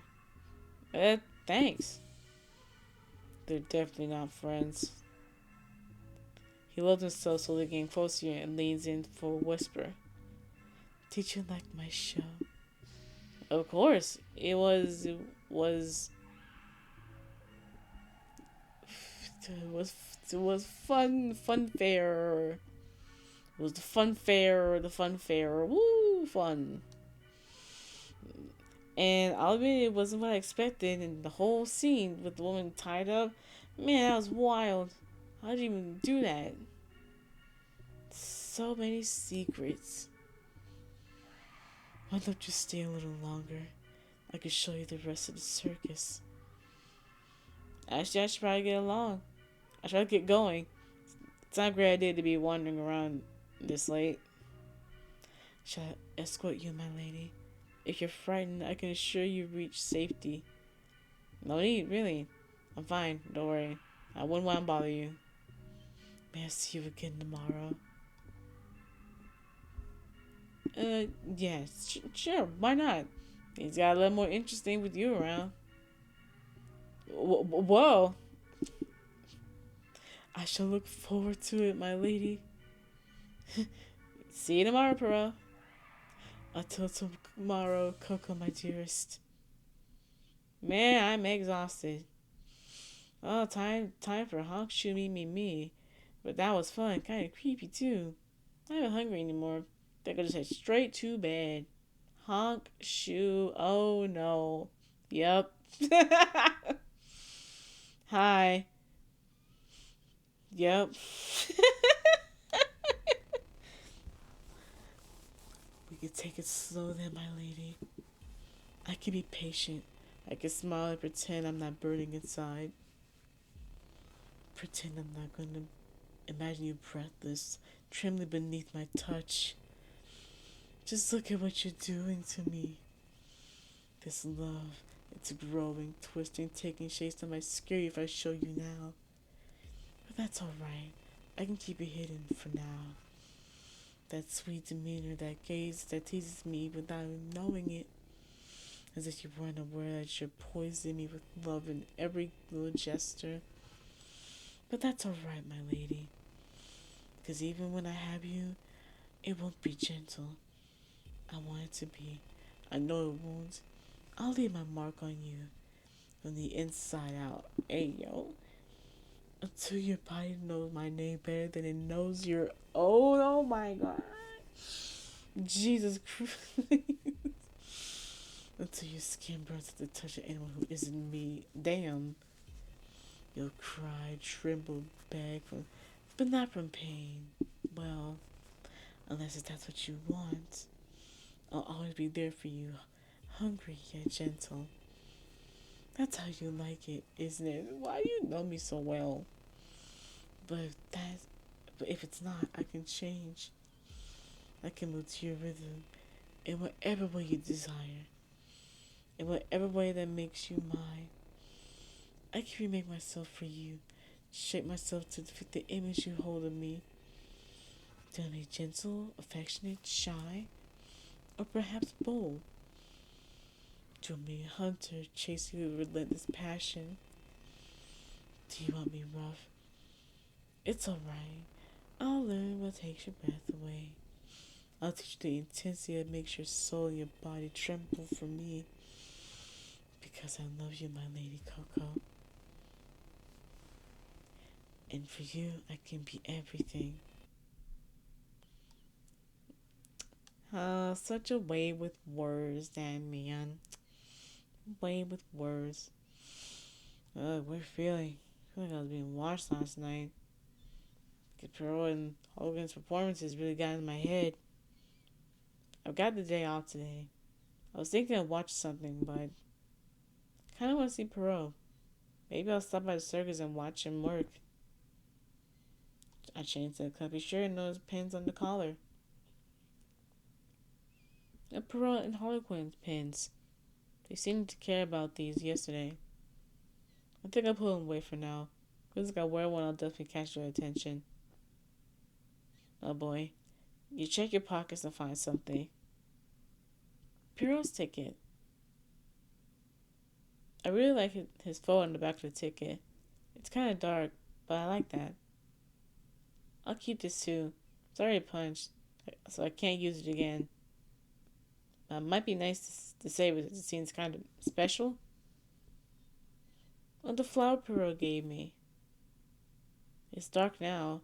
It smells like iron, I guess. Well, I won't think about it much for now. Maybe just in my head. Ha ha hee ha ha. Hee ha ha. Girl, be so serious. Maybe not. Still, I'll keep it. Oh my gosh. Let's see how he's doing. Oh my.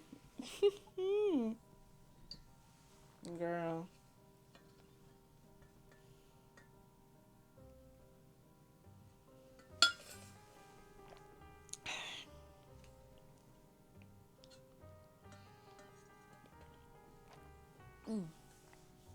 Girl, be so serious, okay? During the day, they do street acts to promote the circus, from what I've noticed. And at night, they have real performances and all that. It's funny how the whole vibe of this place changes during the day. While closer to the entrance of the circus, it's about performers trying to grab people's attention as they tell spooky stories. Alongside them, masked clowns in bright pink costumes hand out flyers. Harlequins and jesters, huh? At least that's what Perot said, though. I don't really see the difference. Oh, God! Must we talk with our thoughts out loud, MC? Ugh. He said that. Oh my, he actually talked to you. Where did it come from? I didn't even know that I was sitting out loud. So you heard his voice. Interesting. I hope that doesn't get Perot in trouble. Oh, that guilty look. Look at that guilty little face. Don't worry, man. Maybe I'll keep your secret. But no, those aren't Harlequins. They're fools. Of course, he would compare me to some street fool. Drop it. So what else did he tell you? Have you seen what's behind his mask?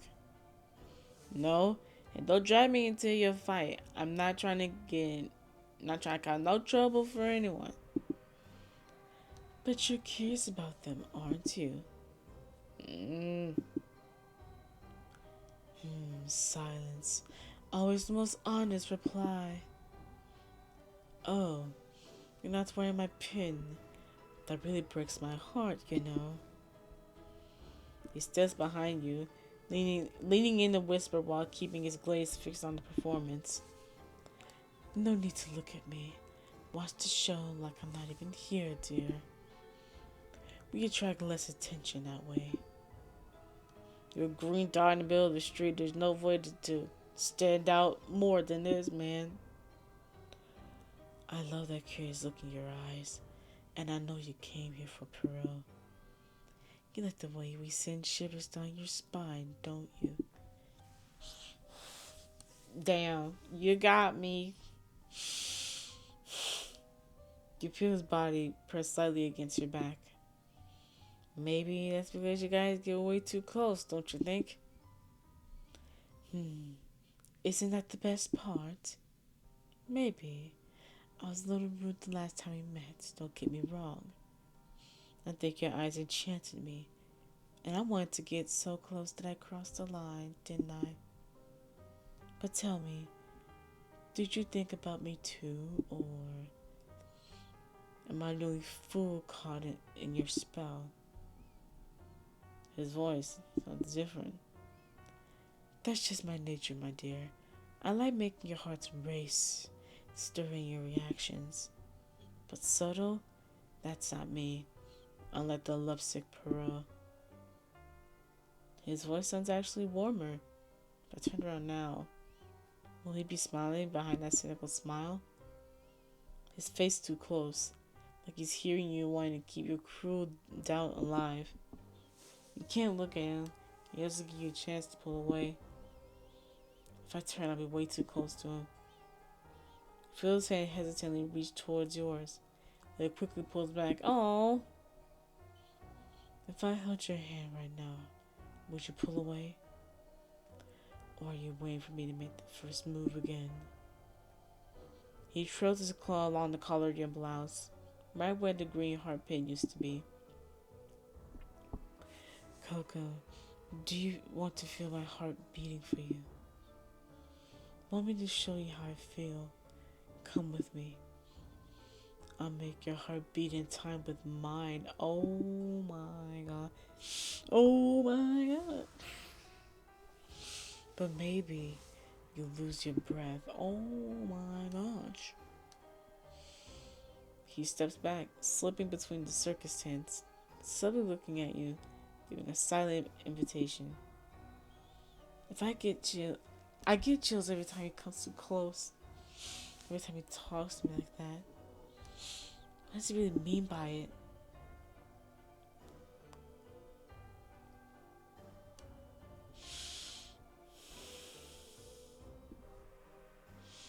I think I have this saved somewhere, so don't mind me. His words echo in your mind, your skin tingles, and you can't hide your curiosity. I want to see where this leads. I'm sure he was around here. How does he move without making a sound with those bells? Oh no! Whatever shall I do? You feel something brush against your neck. He leans down, resting his face on your shoulder. So you took my invite. Brave.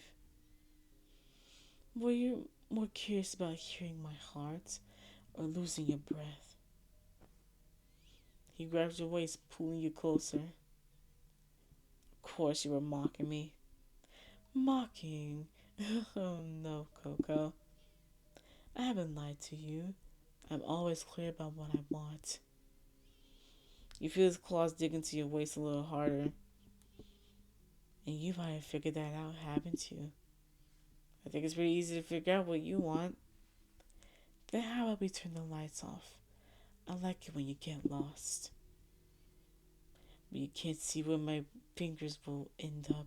Oh my gosh. And since you came to me, let's play. Oh boy. You were pulled inside the tent. Then look at you. Oh.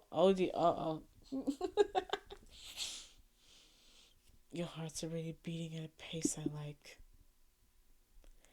Too dark for your eyes, isn't it? But the perfect grounds for me. That's not funny, Harlequin. It's way too dark in here. I know. You can't see me, but I see you. Every detail. And trust me, it's better this way. The cold mass brushes against your skin, and two hot trails run down the length of your neck.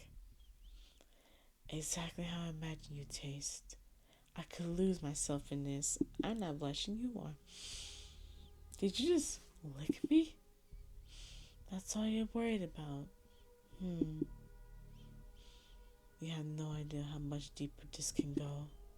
Oh boy. You step back and bump into what feels like a table.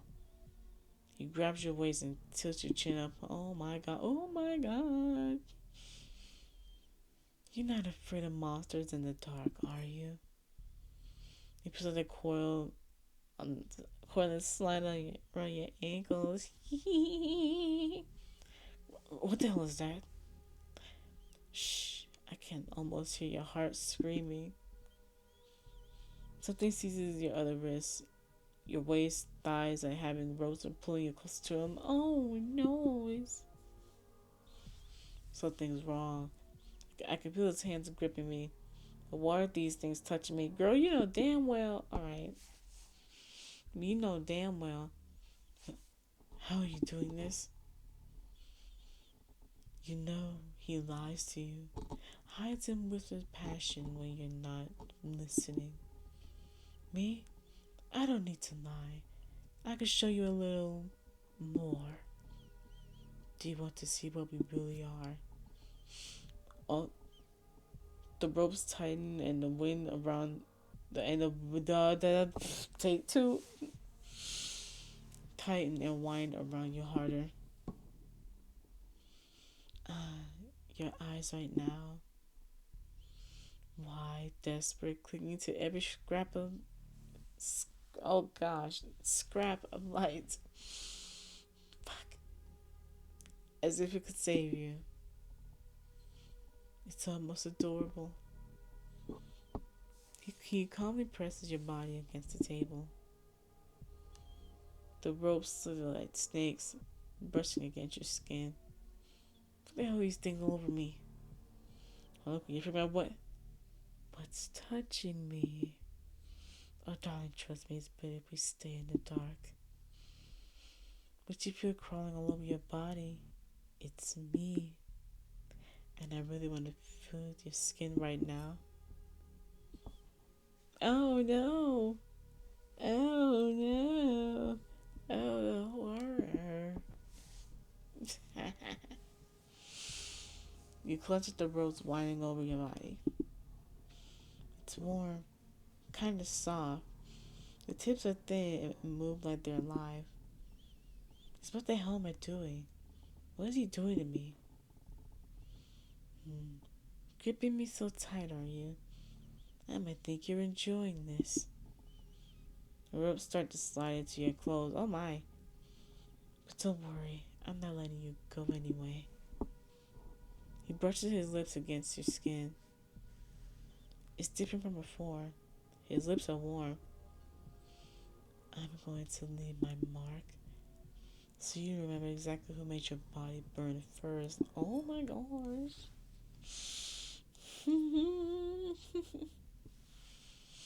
He bites down, sharp teeth sticking to your skin, and you have to choke down the sound in your throat. Oh, Perot, we were having a moment. We were having a moment, Perot. Man. Hi. Yeah. I need to get out of here. This isn't an act. Something seriously wrong with those two. Oh. Ow. Sorry, I don't. Oh. Don't miss the attractions. You're going to love it, visitor. What? Carol? Carol, no. Don't miss the. Oh, how embarrassing, darling. Your mask just slipped off. Don't worry about her, visitor. She's just playing her part. Around here, no one ever breaks character. Not for nothing. But you look kind of shaken. Are you enjoying the promotional attractions? Or did something happen? Yeah, I got. He shifts his posture after locking eyes with you for a moment. Are you lost, visitor? This area is really close to the restricted zone. Which way did you come from?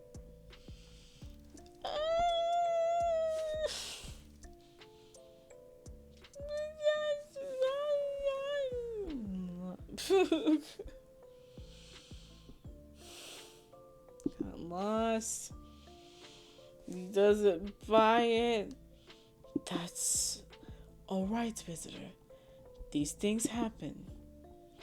Please come with me and let me guide you to the exit. Excuse me. I'm pretty sure the exit isn't that way. No, that's okay. The exit's this way, right? I can go on my own. Ruh-roh. I insist. Pierrot. Pierrot, what are you? Is she with you? Is that blood?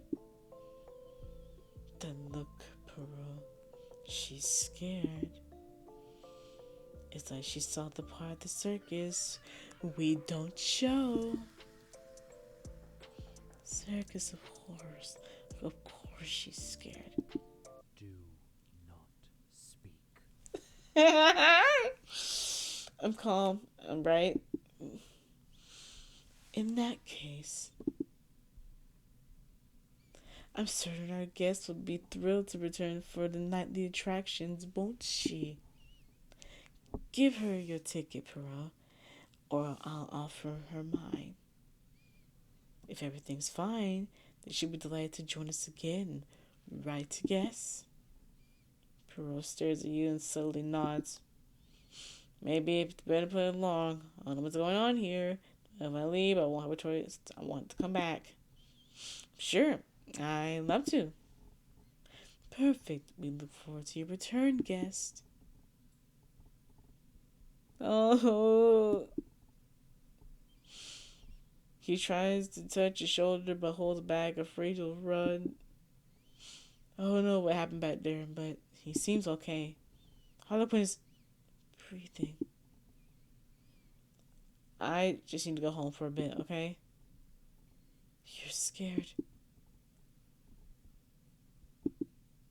Sure. He nods and you step away. I'll wait for you there.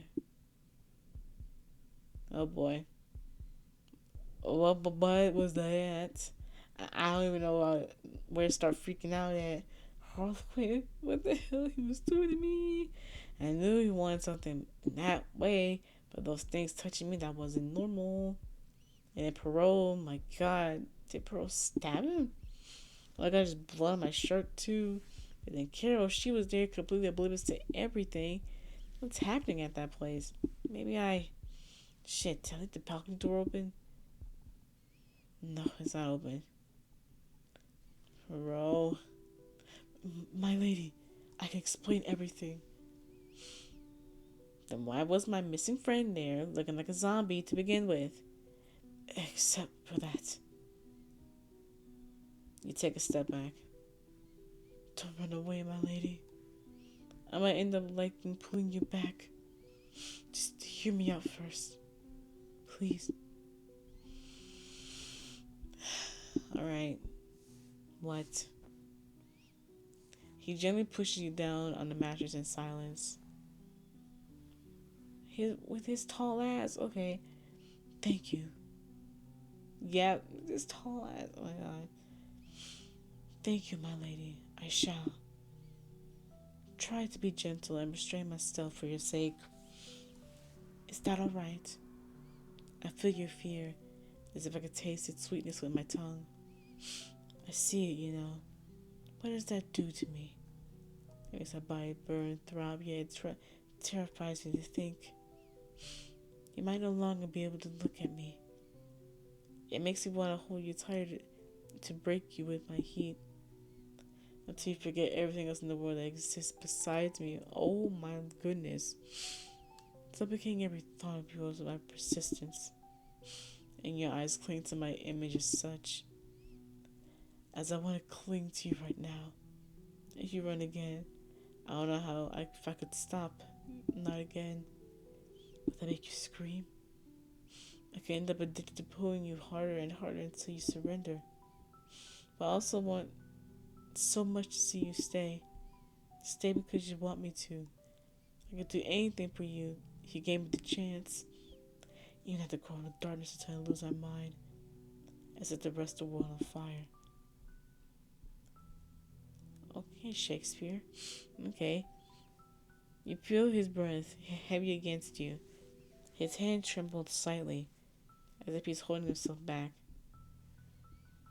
Perot, something inside him feels so broken. It's beautiful, but also sad. I can't tell you anything about your friend right now, but if you want her, I'll bring her back to you, just not now, because he saw you looking at her too much. Perot, what's happening at that place? I can't say. If you know more, they'll get suspicious. I don't want them coming after you, so unless you know, the less your eyes will give you away to them. You feel your heart racing. Them? Your heart's racing. Such a sweet sound. Trust me, that lady. I know you're scared, but you need to go back to the circus today. Are you serious? After all this? I know. But if you don't go today, he'll remember. The others will get suspicious, and they'll come for you anyway. But as long as you have my red ticket, you'll be fine. Just keep it with you and walk around the circus. You don't even need to go on the rides if you don't want to. Okay. Even through everything, it's so hard to say mad at him. He really does. He really seems to be trying to protect me from something. Why are you doing all this? Why? Told y'all, that's spot on. Because I love you. I love you. I love you. I love you so much it hurts. It burns. Aww. Like hellfire in my chest. When your eyes met mine that day, it was like the whole existence was screaming for you. Screaming your name, Coco. So loud and desperate it echoed through my soul. You felt it, didn't you? It's still too soon for me to answer that. I need a little time after all this madness. You're blushing. Did my words reach you, my lady? You're intense. You know that? I didn't mean to embrace you, Coco. Do you want me to leave? Give you some space? I know you need to calm down for tonight. No, you can stay. Cuddle. You can stay, I guess. Just stay quiet. Stay quiet while I try to get my head straight, okay? He smells brightly and jumps onto you, resting your head against your chest. Very well. I'll be quiet again. Anything you wish, my lady.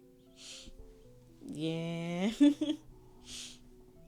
He rubs his face against you, while his body slowly relaxes at the sound of your heartbeat.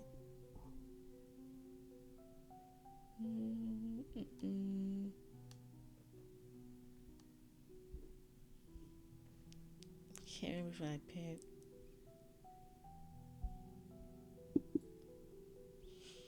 Huh? Something weird under his hat. His body turns over yours. He practically holds his breath. Sorry, I'm gonna do that again. His sin is so subtle and pleasant. Things have gotten kind of crazy since Pierrot showed up. I really felt a strange danger when Harlequin pulled me, but Pierrot showed up to defend me. Still, what's up with Harlequin? That mysterious guy. He doesn't have Pierrot's sweet warmth. He's more like an icy shiver running down my spine and pulling my body towards him. Do I like that? Yes. Sigh. I don't know why those two suddenly seem so interested in me. But I wait a little longer before deciding on anything about them. First, I'll do what Pierrot asks and go to the circus tonight. And then I can think about what to do about those two. I got so many questions. I know. Alright, I guess we can go and get this over with. Very well. What? He marked you. You run your hand over your neck. Remember that awkward bite? Oh, well. May I cover it? Cover it with my mark to replace it with mine. Pardon? Bro, are you seriously asking me like you bite me? Yes.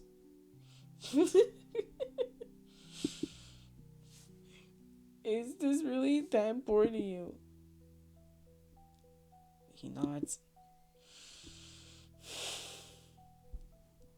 Why not? If it hurts too much, you can ask me to stop, my lady. Ugh, he's got way too sharp teeth. Okay, it's hurting more now. Pero? I apologize. Now, when you feel that warmth on your neck, you remember me, not him. Sure, I guess. Well, time to go. I'll follow you from a distance, my lady. And as soon as my performance is over, I'll come to see you. Alright, you owe me a lot of explanations. So see you there. See you, my love. Bro, wait, we're on the second floor. Oh, yeah, of course you just jumped. Shouldn't be surprised. Hello, you.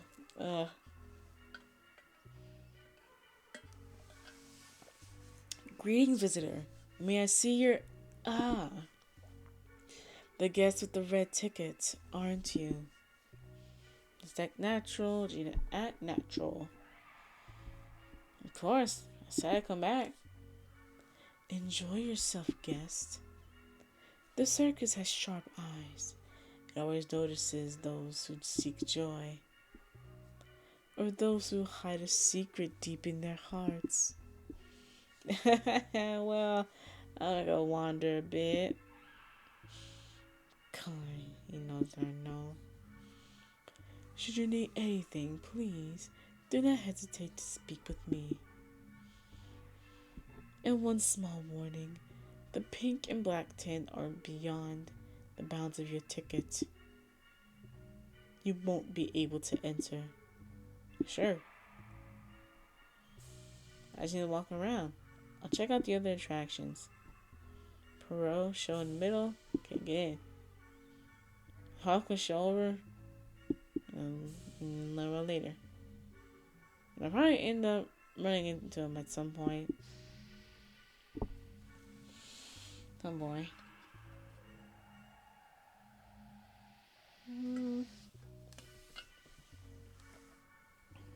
Alright, chat.